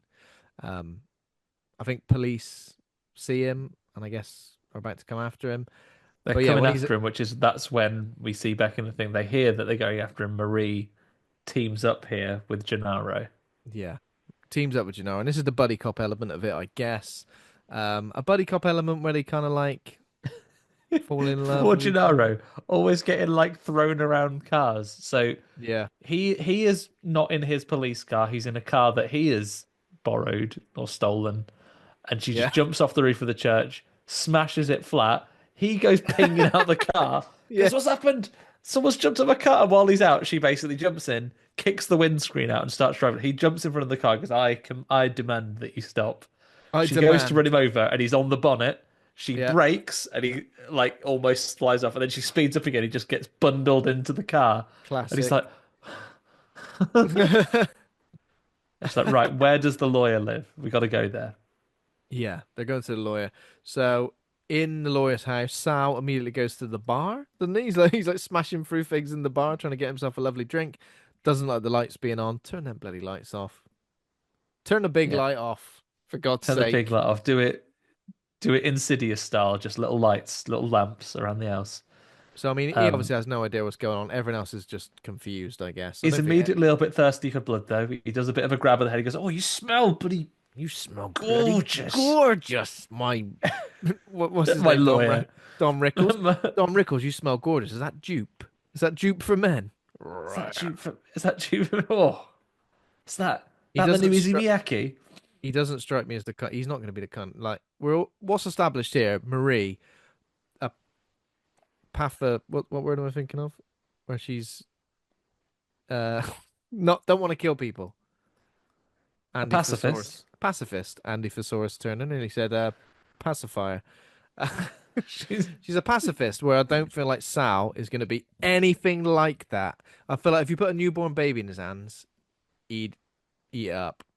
yeah. Me. And he goes, "Oh, you smell bloody You smell gorgeous." bloody And he goes, great, Don Rickles. I like Don Rickles' wife as well. Who's just like had a gutsful. She just like, "She's just cooking him he's just cooking him some steaks." And he runs through to the kitchen. He just like oh yeah, he Cookie Monster eats them. Doesn't even yeah. eat them properly. Just sort of smashes them into his face a bit. And he's like cooking it over the hob as well, like holding it on the flame, isn't he? And just Yeah. like he's like, I like it medium to well done. No, he doesn't. He wants it He blue. wants to go to a nice restaurant where you get a hot stone to cook it on. Far more civilized. Just Ah, holding it over the hob. civilized. I mean, that's a bit of a fad, isn't it? That is. Why am I cooking my own food? How dare you? Do it. I'm paying for you to cook it for me. Why am I cooking it? You pay me to eat the bloody stones up, mate. It's an experience. It's the experience. Well, sizzling. To be fair though, when you're in a restaurant and something comes out for someone else and it's sizzling, you do automatically feel jealous, don't you? You go, You want them for heaters. oh, You're I like, come want on. them bloody sizzling fajitas. I was desperate for them. Um, so what else happens while he's in there? So Gennaro turns up alone. I think they get separated, right? They him and Marie get separated by the police. They get separated by the police. Um, what happens that makes Sal the Shark smash his way through the window like an absolute That is when madman? Gennaro Oh turns yeah, up. Like they go, you can he sense calls some of him. the boy. They call some of the boys round. So basically, he's got his little conclave of mobsters round saying, I know I look ever so poorly. I'm having a real shitter, lads. What's going on?" And then Gennaro's snooting about outside, and they go, "Oh, we'll take care of this. That we'll go and get him." But he smashes out the house, raging, and he's probably going to kill Gennaro and bite him, vampire style. But thankfully, old Don Rickles gives him a bonk on the head with a frying pan. Yeah, so he says, don't kill him Here, here, because obviously it's my gaff, and I'm a well-renowned lawyer. Don't be killing anyone here, you mug. So yeah, gives him so a he bonk on the old head. bonks him on the head, and then the other lads take Gennaro away to dispose of him somewhere else. Yeah, I think they take him Um, to the docks. Oh, they're gonna trash compactor him like Kevin they're Bacon in going to that trash scene. compactor him, yeah, like Kevin Bacon. Meanwhile, Sal goes back inside with Don Rickles and goes, "Tell you what, you bonked me on the head, and I haven't even got a big cartoon bump there. Um, I reckon I'm bloody invincible, so I best eat you." And he Yeah, bites him. it bites him, and again, I think from this point onwards, nobody quite because these are vampires who are getting to grips with what it means to be a vampire for the first time. So nobody is finishing off their food. Nobody's killing their Yeah, prey. They're literally sucking them dry and leaving them to come back to life and become a yeah, vampire. Like there's a version of this film where essentially it's like a pandemic, like a vampire pandemic. Um, and it's taking over everybody, but starting with yeah. the Well, mob. he's not careful at all, is he? So he bites Don Rickles, leaves him for dead, and leaves. So he goes, thinks, right, I'm sick of you. I'm going to go and kill Gennaro afterwards. So he goes after the others, leaves the wife, Don Rickles' wife, like, what? ate my steaks and now bitten my husband's neck off. Yeah. Um, What does he say? What does he say when she says, "What have you done?" or something? He goes, "He's all right." And yeah, he he said says I'll be something, fine. he'll be fine. He's definitely dead, but he'll be all right. Come Yeah, he'll on. be all right. Anyway, I'm off. See you later. It's night time now, which is important. Yeah. So he goes off. They're at the junkyard where Freddy Krueger is buried in number three, and they're going to Yeah. trash compactor him like Kevin Bacon. Yeah. And not what's worse is, see, this is where things were different in Maxine. In Maxine, they never tell anyone they're going to trash compact to them. They just do it. Whereas in They this, just do they it. go, "Here, going to trash compact to you." No, You don't. you seen that bit in Star Wars Please where they don't. go in the trash compactor? That's going to be what happens to you. That is. Except No. they won't get out in the end at the last minute. R2D2 ain't going to save you. You're going to get No. trash compacted, just like Kevin Bacon in a film 20 odd years from now. Yeah. 30. So um, they're getting ready to trash compactor, but then Marie just turns up Yeah. um, Saves the day. and distracts them. And this is where Gennaro shoots one of the guys in the foot. They're defeating the mobsters. This is like mobsters versus vampires. Well, one Yeah. vampire.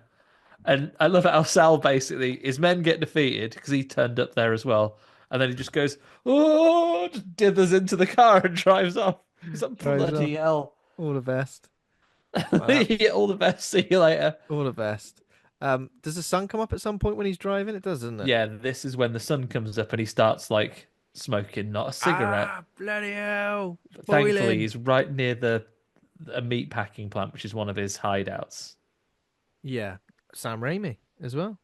Yeah, Already mentioned a Sam Raimi cameo in The Stand. Sam Raimi cameo in this film as well. here he is As the again. guy who owns or works in the meat factory that Sal owns. And he goes, "Get me in the bloody freezer and I'll just chill out here and recuperate." Are there any lights on in the freezer? Not when the door's closed, mate. Not when the door's closed. It'll go off. Yeah. So he's in there and recuperating, and this is when Marie and Gennaro they need to also get in during the sun time. The during while the sun's up. Said, look, he won't be disturbed if he's sleeping, but I need to be kept out of the sun as well. Yeah. Wait, Um, so they go to motel. they go to a motel Go to a and they're like, motel. we're going to check out at exactly 7:32 p.m. when the sun comes down. Yeah, Good customer service. They go, sounds great. that's fine. Around about Not, we'll call it 8. around about this time is when Don Rickles, Bergman, the lawyer, gets transferred to hospital as well. Yeah. And this is probably like the maddest sequence, right? So good. I love this bit. Yeah. This is like, I mean, how can you describe it? Similar to a scene, reminding me of the scene from Let the Right One In a way, where they just open the curtains and that body just catches on fire. But here Yeah. we get him transformed into a vampire. His eyes are like purple. And he's going to get the nurse Yeah. a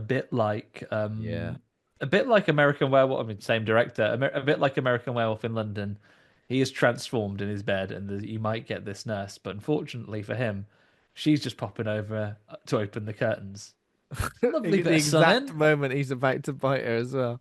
Just and like he's lets standing the behind sun. her, like literally creeping up. He's doing his big, like Nosferatu shadow hands over her, and And if you then want to know what would happen to a vampire in this film if the sunlight got it, it's not just he'll turn into ash or just go up in a puff of smoke.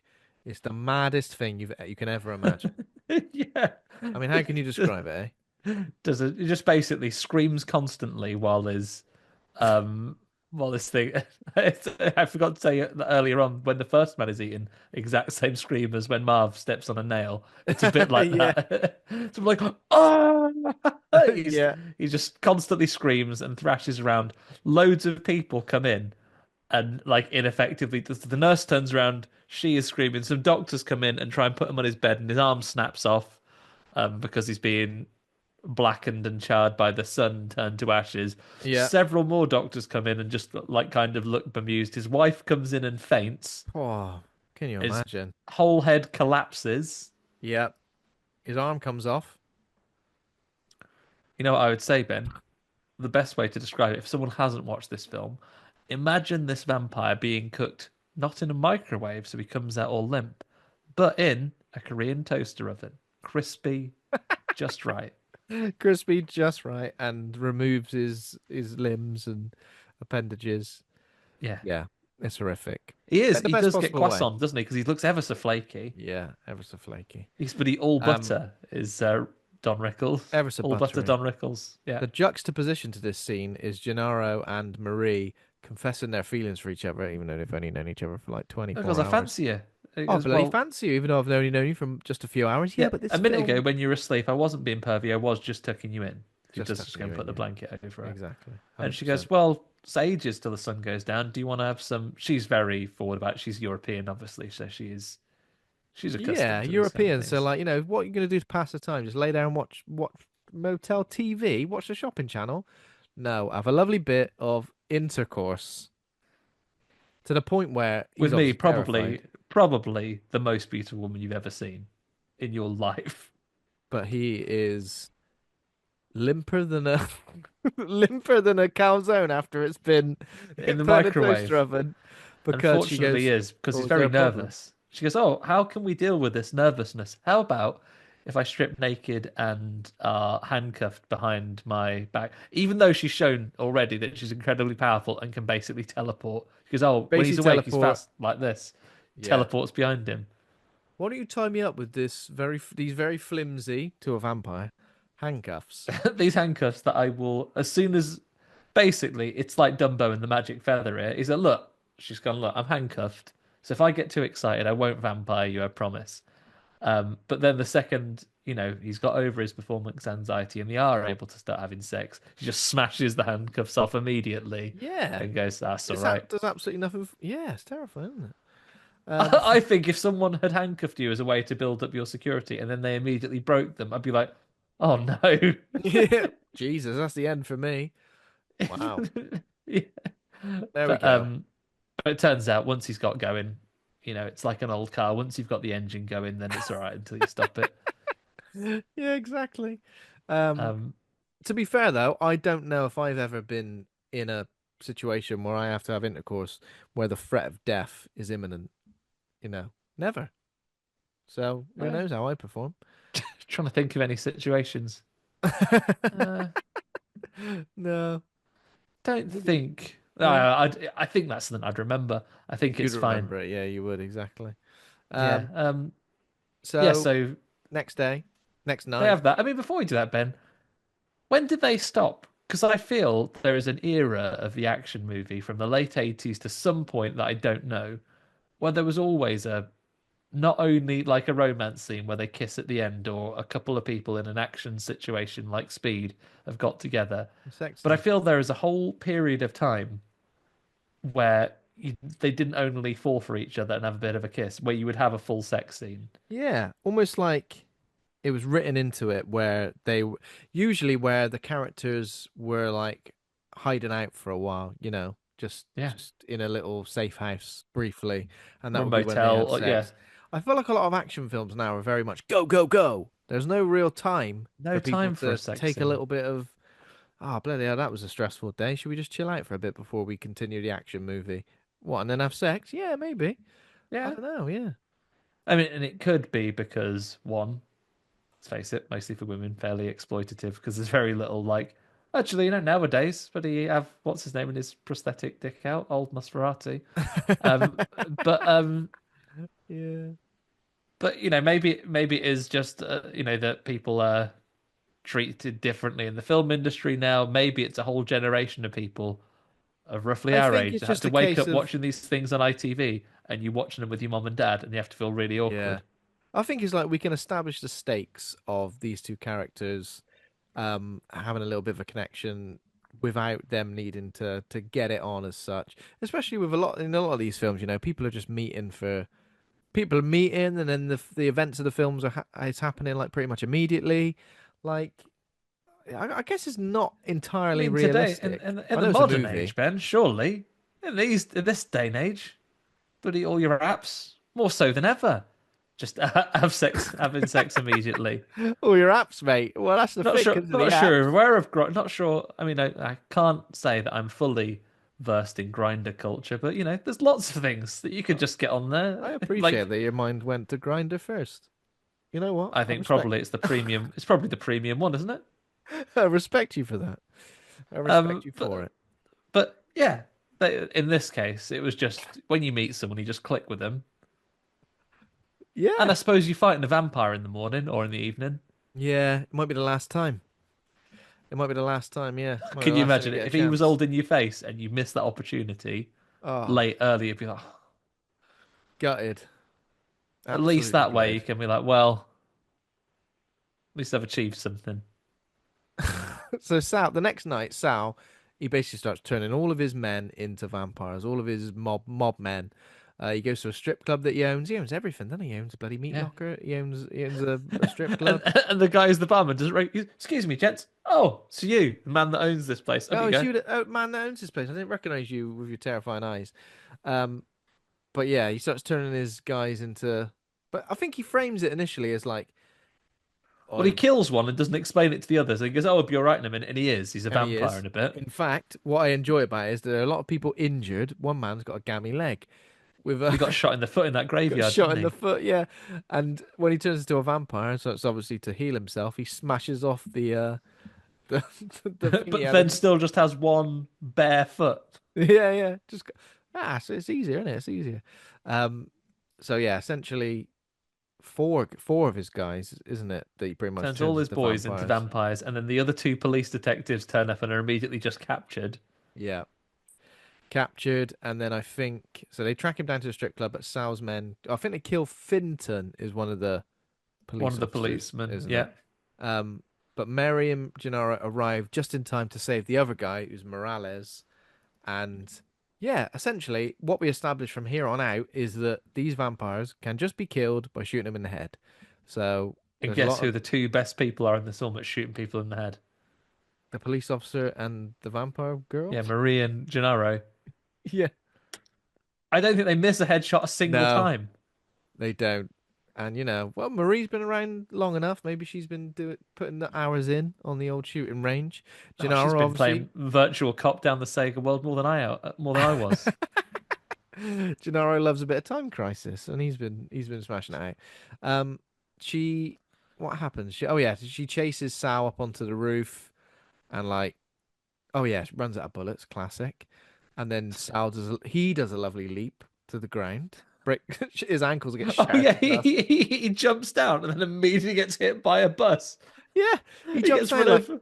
explodes through something and then gets hit by a bus. It's the He most. goes, "I've bloody done it. I've escaped. Even though my plan is in ruins and all my other vampires have been killed, I've It's the long. escaped." Yeah, And she does not only that, but some of the other mobsters, like some get shot in the head, some of them she just breaks their necks. That also kills you if you're a vampire. yeah.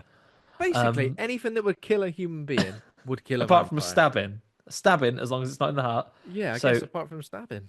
non-heart stabs won't kill you. Um, Um, he so this she this snaps is the neck. his jump from the roof is like Samuel Jackson and The Rock jumping in the other guys. Aim for There the bushes. goes my Yeah, yeah, yeah. hero. Watch him as he go. Basically, it's a aim for the bushes jump because he fucks it. Sal does, causing a And then there's a collision. taxi Oh, coming it's one way, a bus taxi and a coming the bus. other. This is Um, like bloody poor old guy dressing as Michael Myers in Halloween 2 all over again. I would have forgiven this film if that had been how he died. It reminds me of the end of The Naked Gun. If like a Yeah. marching band had come past next, like do do do do do do do do, and then like marched across his body, but no, What a guy. but no, he just jumps off, gets hit by a bus in a taxi. Um, Yeah. Marie obviously can just jump down after him, but Gennaro has to go through the thing. And I want you to see if you remember this bit of witty action one-liner dialogue, Ben. So, picture the scene, casting your mind back. Sal the shark has jumped off.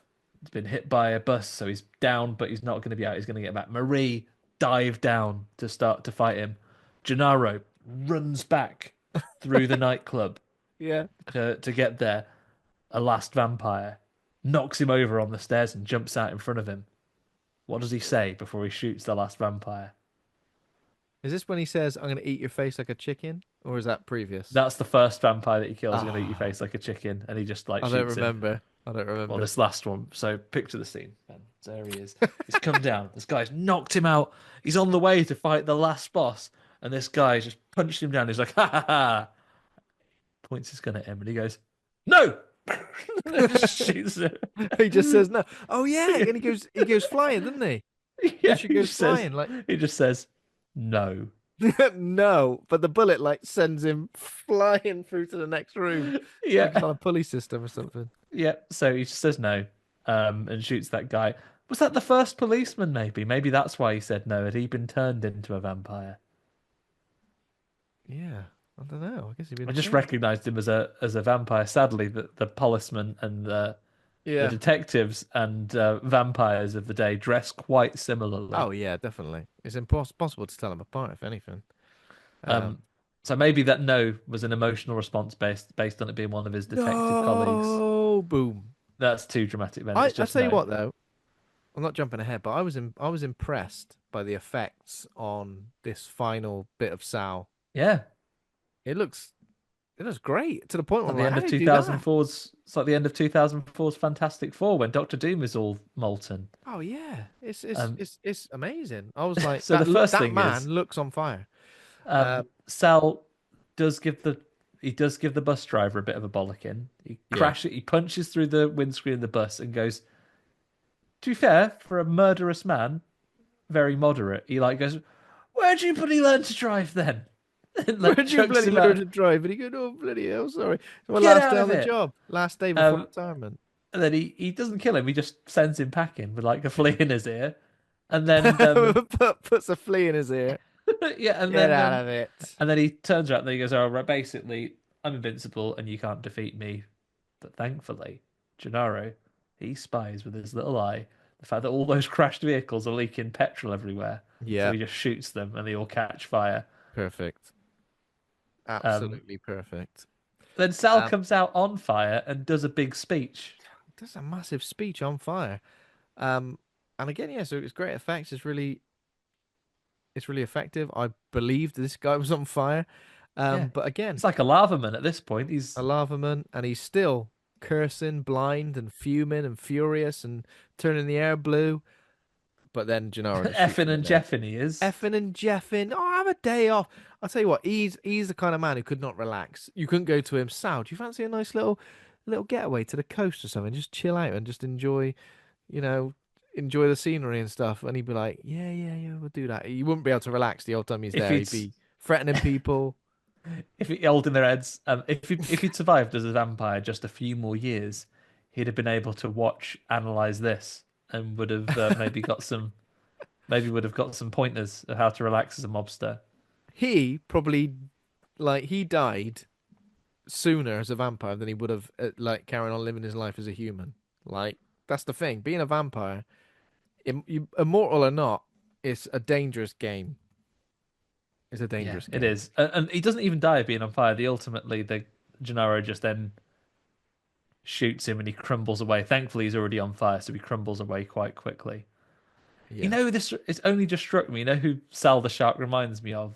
Again, for anyone who's listening who hasn't heard this film, he is exactly the gangster from the film within the film of Home Alone. He is the angels with Oh dirty faces yeah. gangster. Leave it on the doorstep or get the hell out of here. You've been That's how he smooching with talks. everybody. He talks like an absolute goon. Talks like an absolute goon and will Tommy gun you to death Soon as look at you. as soon as look at you. But Um, now he's not Tommy gunning anyone because he has been just one Dead. shotgunned, One not a shotgun, yeah. shotgun, just one bulleted to the head, and he was already on fire, so he just Yeah. crumbles away. And you'd think, oh, that's it then, that's the end of it. But Marie goes, you know what? Actually, I can't handle the monster I've become. I'm going to commit suicide. See you later. Just goes walking off towards the sun. What are you doing? I'm off to experience my last sunset. We've killed all of the vampire mobsters, and now we can. Now that's the end. Nah, I'm off to kill myself. Sorry. What? Thankfully, Gennaro gives a rousing speech, which basically equates to, "Oh, don't bother." And she goes, "It's fair enough." I That's love fair this. enough. I love this ending, Ben. Because basically they go to one of the motels where they've stayed before. He convinced to stop for a chat at least. Yeah.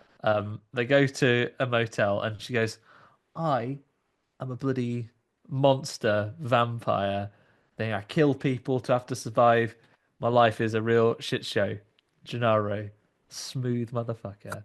It says, well, if you were perfect, you wouldn't be single. And then he goes to the desk and she just like smiles at him and he just turns around and we are perfect credit freeze frame. He looks at the desk and he's clearly just rang the bell to book in for another night of rainbow eyes sex that they enjoyed so much earlier. And he The just like person on the turns around desk has like just gone, same again, 7:32 checkout, and they've gone, yeah.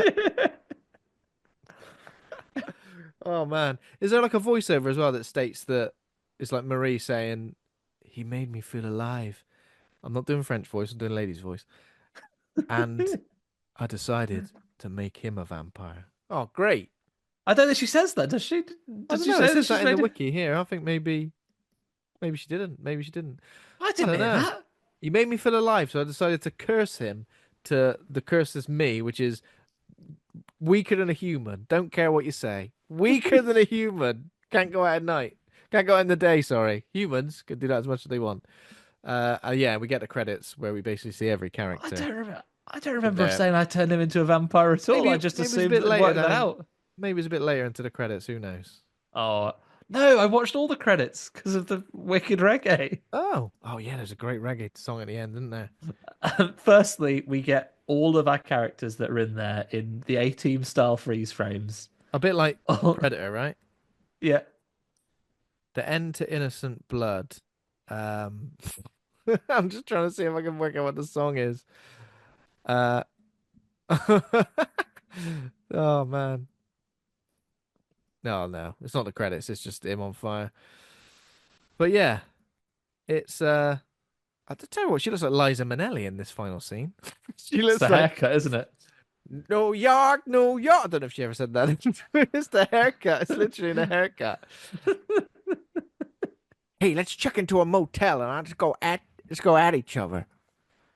Oh, Chicago. I don't know. I can't really I definitely can't do Eliza Minnelli. I can't think of what she says. A David Oh, Guest I could do every day of the week. not that David. David's dead. Not that David, my husband, David. Right? Oh, what's going on? Wake me up. Anyway, anyone listen to this Honestly, podcast? I do not remember that ending where it goes, oh, well, he made me feel alive, so I decided to turn into a vampire. I just saw her smiling and him ending with, well, if you're perfect, you wouldn't be single. Smooth. Smooth motherfucker. And I'm also gonna smooth is the reggae song at the end. Reggae. I don't know why I did a double reggae. Uh, like the sauce. like the That's the only sauce. time you need to double reggae. It's true. Um, Okay, the so carry on. Sorry. it's a wicked song. Like it is a very 90s coded reggae. Well, by which I mean popular in the UK in the 90s, so therefore probably a reggae song from the 1970s, Yeah. in its Oh yeah, yeah, home exactly. country in the Caribbean.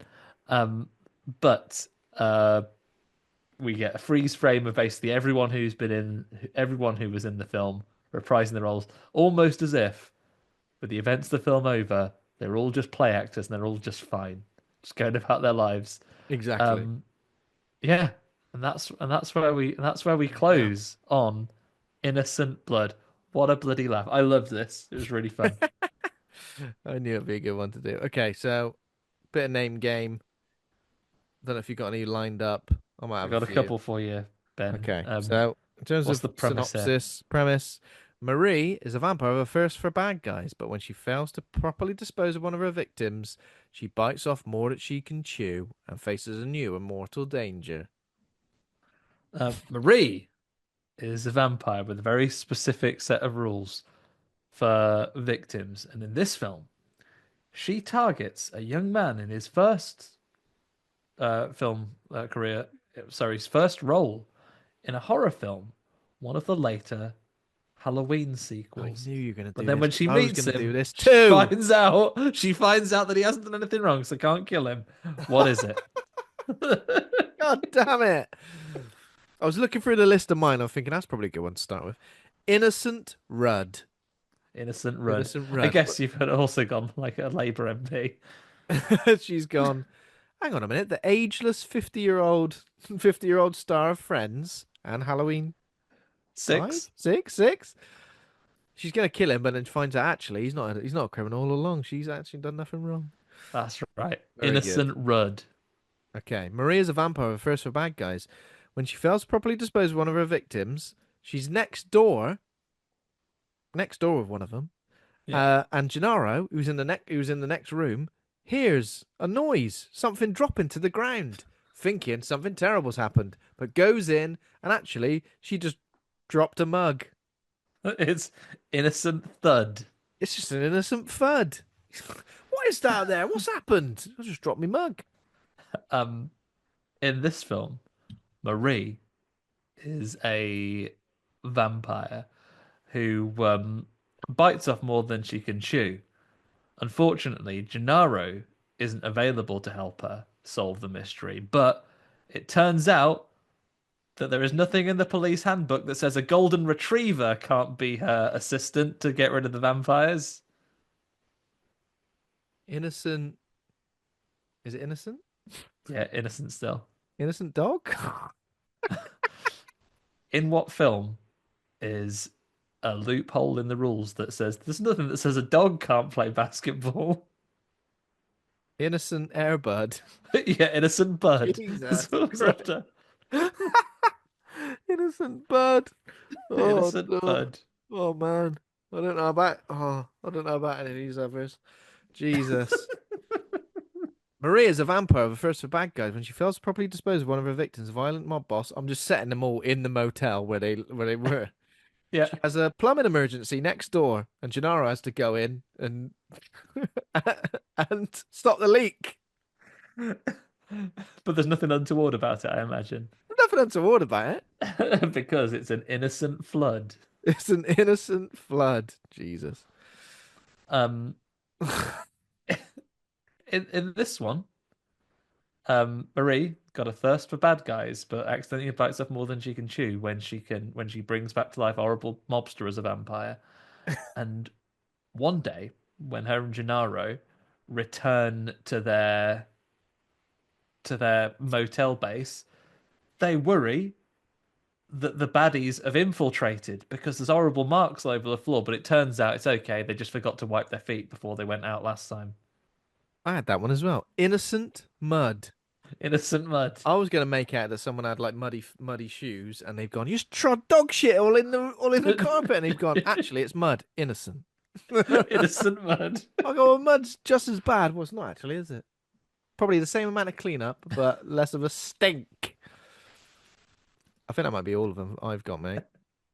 Um, I mean, I'll go one more. It stretches it though. Um, having been cured of vampirism, Marie, Marie is a regular woman with an insatiable thirst for for a well-known brand of fruit smoothies. And there's a new one, a new version that she's absolutely gasping for, which is based on those red oranges that you get. Innocent blood oranges. Yeah, there you go. Jesus Innocent blood Christ. oranges. Wow. Oh, all right, one more. Maria is a vampire, but first for bad guys. When she fails to dispose of one of her victims, violent mob boss, she bites off more than she can chew and faces a new and mortal danger. But rather than it being really fun with loads of practical effects, it's actually a rubbish film that I didn't enjoy at all. 0 out of 10. Um, When you watch something that like maybe you're anticipating is going to be good, and then just isn't, bit deflated after watching it. innocent dud. An innocent dud, which this film wasn't. Let's be honest. Yeah. So you've inspired me. One more. In this film, um, sick of the big city, Marie, a vampire with a thirst for bad guys, uh, after failing to dispose of one of her victims properly, bites off more than she can chew. So, her and Gennaro move to the countryside, where the only things that get really stuck into things are some lovely Frisian cows they see in the grass. Innocent, innocent. Yeah, innocent. Saying innocent like Frisian cows. What are they Yeah. doing? Eating the grass, aren't they? Or as they might call it. Oh, eating the but what is it? What is that word? I know It's exactly what actually you mean. partially digested food returned from the first stomach, ruminants in the mouth for further chewing. So it's actually the cows eat the grass, but because grass is very difficult to digest, they then reprocess it into their I mouths can't to remember what chew it's it up called. again. What's it called? That, my friend, is just innocent cud. Fucking hell. Jesus. I feel And on that we give wonderful some great note. educational services here. Oh If you've yeah, I learned a couldn't new think of the word word. I from was Horror Hangout today, send us an email. send us an email exactly. I mean, I'd watch that film definitely. Okay. All that's left to do: rate the movie, rate good or rate bad. Pluses and minuses are allowed. You know that. Yeah, I A know. to F. Um, it's a difficult one, isn't it? Because like trying to rate it based on how good a film it is or how much fun you had with it. I guess they come hand in hand. Always the So latter for me. always the latter. Always the Yeah. latter. Okay. Go for it then. I'm going to give this a B. I think it was a lot of fun. Yeah, I I think. had a great deal of fun with it. It's very much of its time, obviously. Yeah. That being said, with the exception of the eyes not quite lining up with people's faces when they do vampire eyes, the effects are all pretty good. Still Yeah. to this day, the effects maybe show their age in the eyes a little bit, but it's a good comedy horror. And Oh, I like this story, and I think it deserves some recognition for the things that it also went on to inspire. Because again, a lot like Razorblade Smile, know this, know Underworld. Um, yeah, I think it's a fun movie, and I think it's all an extra treat when you find something of this vintage yeah. that's just never come across my bloody desk before, Oh, Ben. So thank you for honestly, man, finding it. That was a there lot are of fun. tons of films in Search of Darkness, the 80s versions and this 90s version, which just makes me go, oh my God, I need to watch that like We've not even absolutely scratched the immediately. surface of horror yet. Exactly. I think I'll go for a B as well because look, it's very silly in places. Um, and you know, when you're trying to judge it as a horror film, perhaps it hasn't got the most obvious scares. But still, I think it's a really well made film. It is very funny, sometimes intentionally, sometimes not intentionally. And I think the cast is great, and everyone seems to be having a great time. Um, Yeah, and you know, for the on fire effects alone, and Sal the shark's horrible, horrible unhingedness, unhinged nature. I think yeah, it's a B. It's a B for me. that's very good. Apparently, Sal the Shark. I was looking what else he's in. He's in Big. Yeah, yeah, he's in Big. Is he He's the the boss of he's the the boss, the place, nice boss. the guy on the piano with the gets on the Yeah, piano with he's in Tom Hanks. Scarface. He's in Independence Day. He's in something called the Ninth Configuration, which looks like from the poster it's Jesus and the moon. Um, Moon. That spells moon. yeah, there you go. Um, There we go. Good what a times. time. What a time. Well, something a bit more serious next week, I guess, which is Seven with Janine Pipe joining us for that. I say a bit more serious. You can have as much fun as you like with that film. It's got some funny moments. I Yeah, laughed a couple of times during that. that bit when Um, that man you thought was dead, he goes, "You that's bloody hilarious. scared That me." is. I love that. That's great. That bit when all the air fresheners are hanging around, and I go, bloody hell, someone stinks in it. Whoa! And Yeah, when you walk into that room, you go, bloody hell, absolutely stinks, stinks. it stinks to open a window. Open a bloody window. And also, and Brad Pitt says when I think Morgan Freeman's giving the killer a bit too many plaudits, and he goes, "Oh, come on! Just because he's got a library card doesn't make him Yoda," which is a line I always enjoy. Classic Um, Bants. Classic Bants. Just because he got a library card that make him Yoda. I'll tell you what, there's a lot to be said for libraries in Seven. We'll get into it, of course, next week. But my God, go off to do a bit of research. I'm going to the library all night," said Morgan Freeman. Yeah. While all the library security guards, about six of them, mind, what are they expecting to happen in the library? Just play poker all night.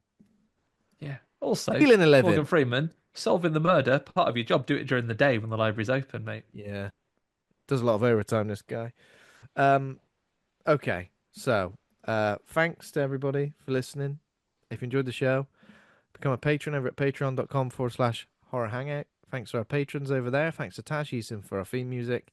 Thanks to Acast for hosting the show. Thanks to Rusty Quill for also hosting the show. Please consider giving us a rating or review. Head over to the Facebook group Horror Hangout Board of Advisors for more. We're on Twitter, Instagram, Facebook, TikTok, and YouTube. Trying to be more on Threads than Twitter these days, I suppose. We're still on Twitter, but I think we're going to be slowly making the transition over to Threads because, it's the same but better, isn't it? And horrorhangout.co.uk for everything all in one place. Um, Everything under one roof, as that famous giraffe from the Toys R Us adverts once said. It's like that, but for podcasts and horror content. Yeah, there we go. Um, there we go then, Andy. Until next time, what should you not do? Um, Listen only to Frank Sinatra, unless you're a mobster, in which case unfortunately it's all you have available to you. Yeah, yeah. And also, if you check into a motel and you're only going there for sexy time, Yeah, don't spend an extra penny on a minute that you don't need. no, Literally don't do give them that. the minute you'll be checking out. They should. Any good hotel worth its salt will prorate that for you. Exactly. Exactly. But yeah, if you haven't checked out Innocent Blood, definitely go and do it. We highly recommend it.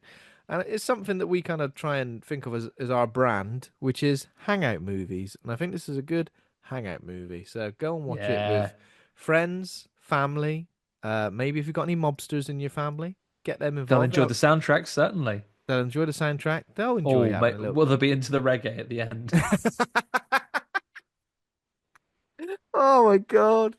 I mean, probably not, but Just that's different all I think strokes. about. Obviously, whenever I've just finished a big vampire related adventure about to check into a motel, my best girl, I always think of a la la la la long, a la la la la long, long, long, long, long. Come on, Oh man, what a time to be alive, isn't it? Different get strokes you for some different. UB40 on and settle in. Get some UB40 on and enjoy yourselves. Anyway, see you next time. See you later, everyone. Goodbye. See you later. Bye bye now. Bye. Hey.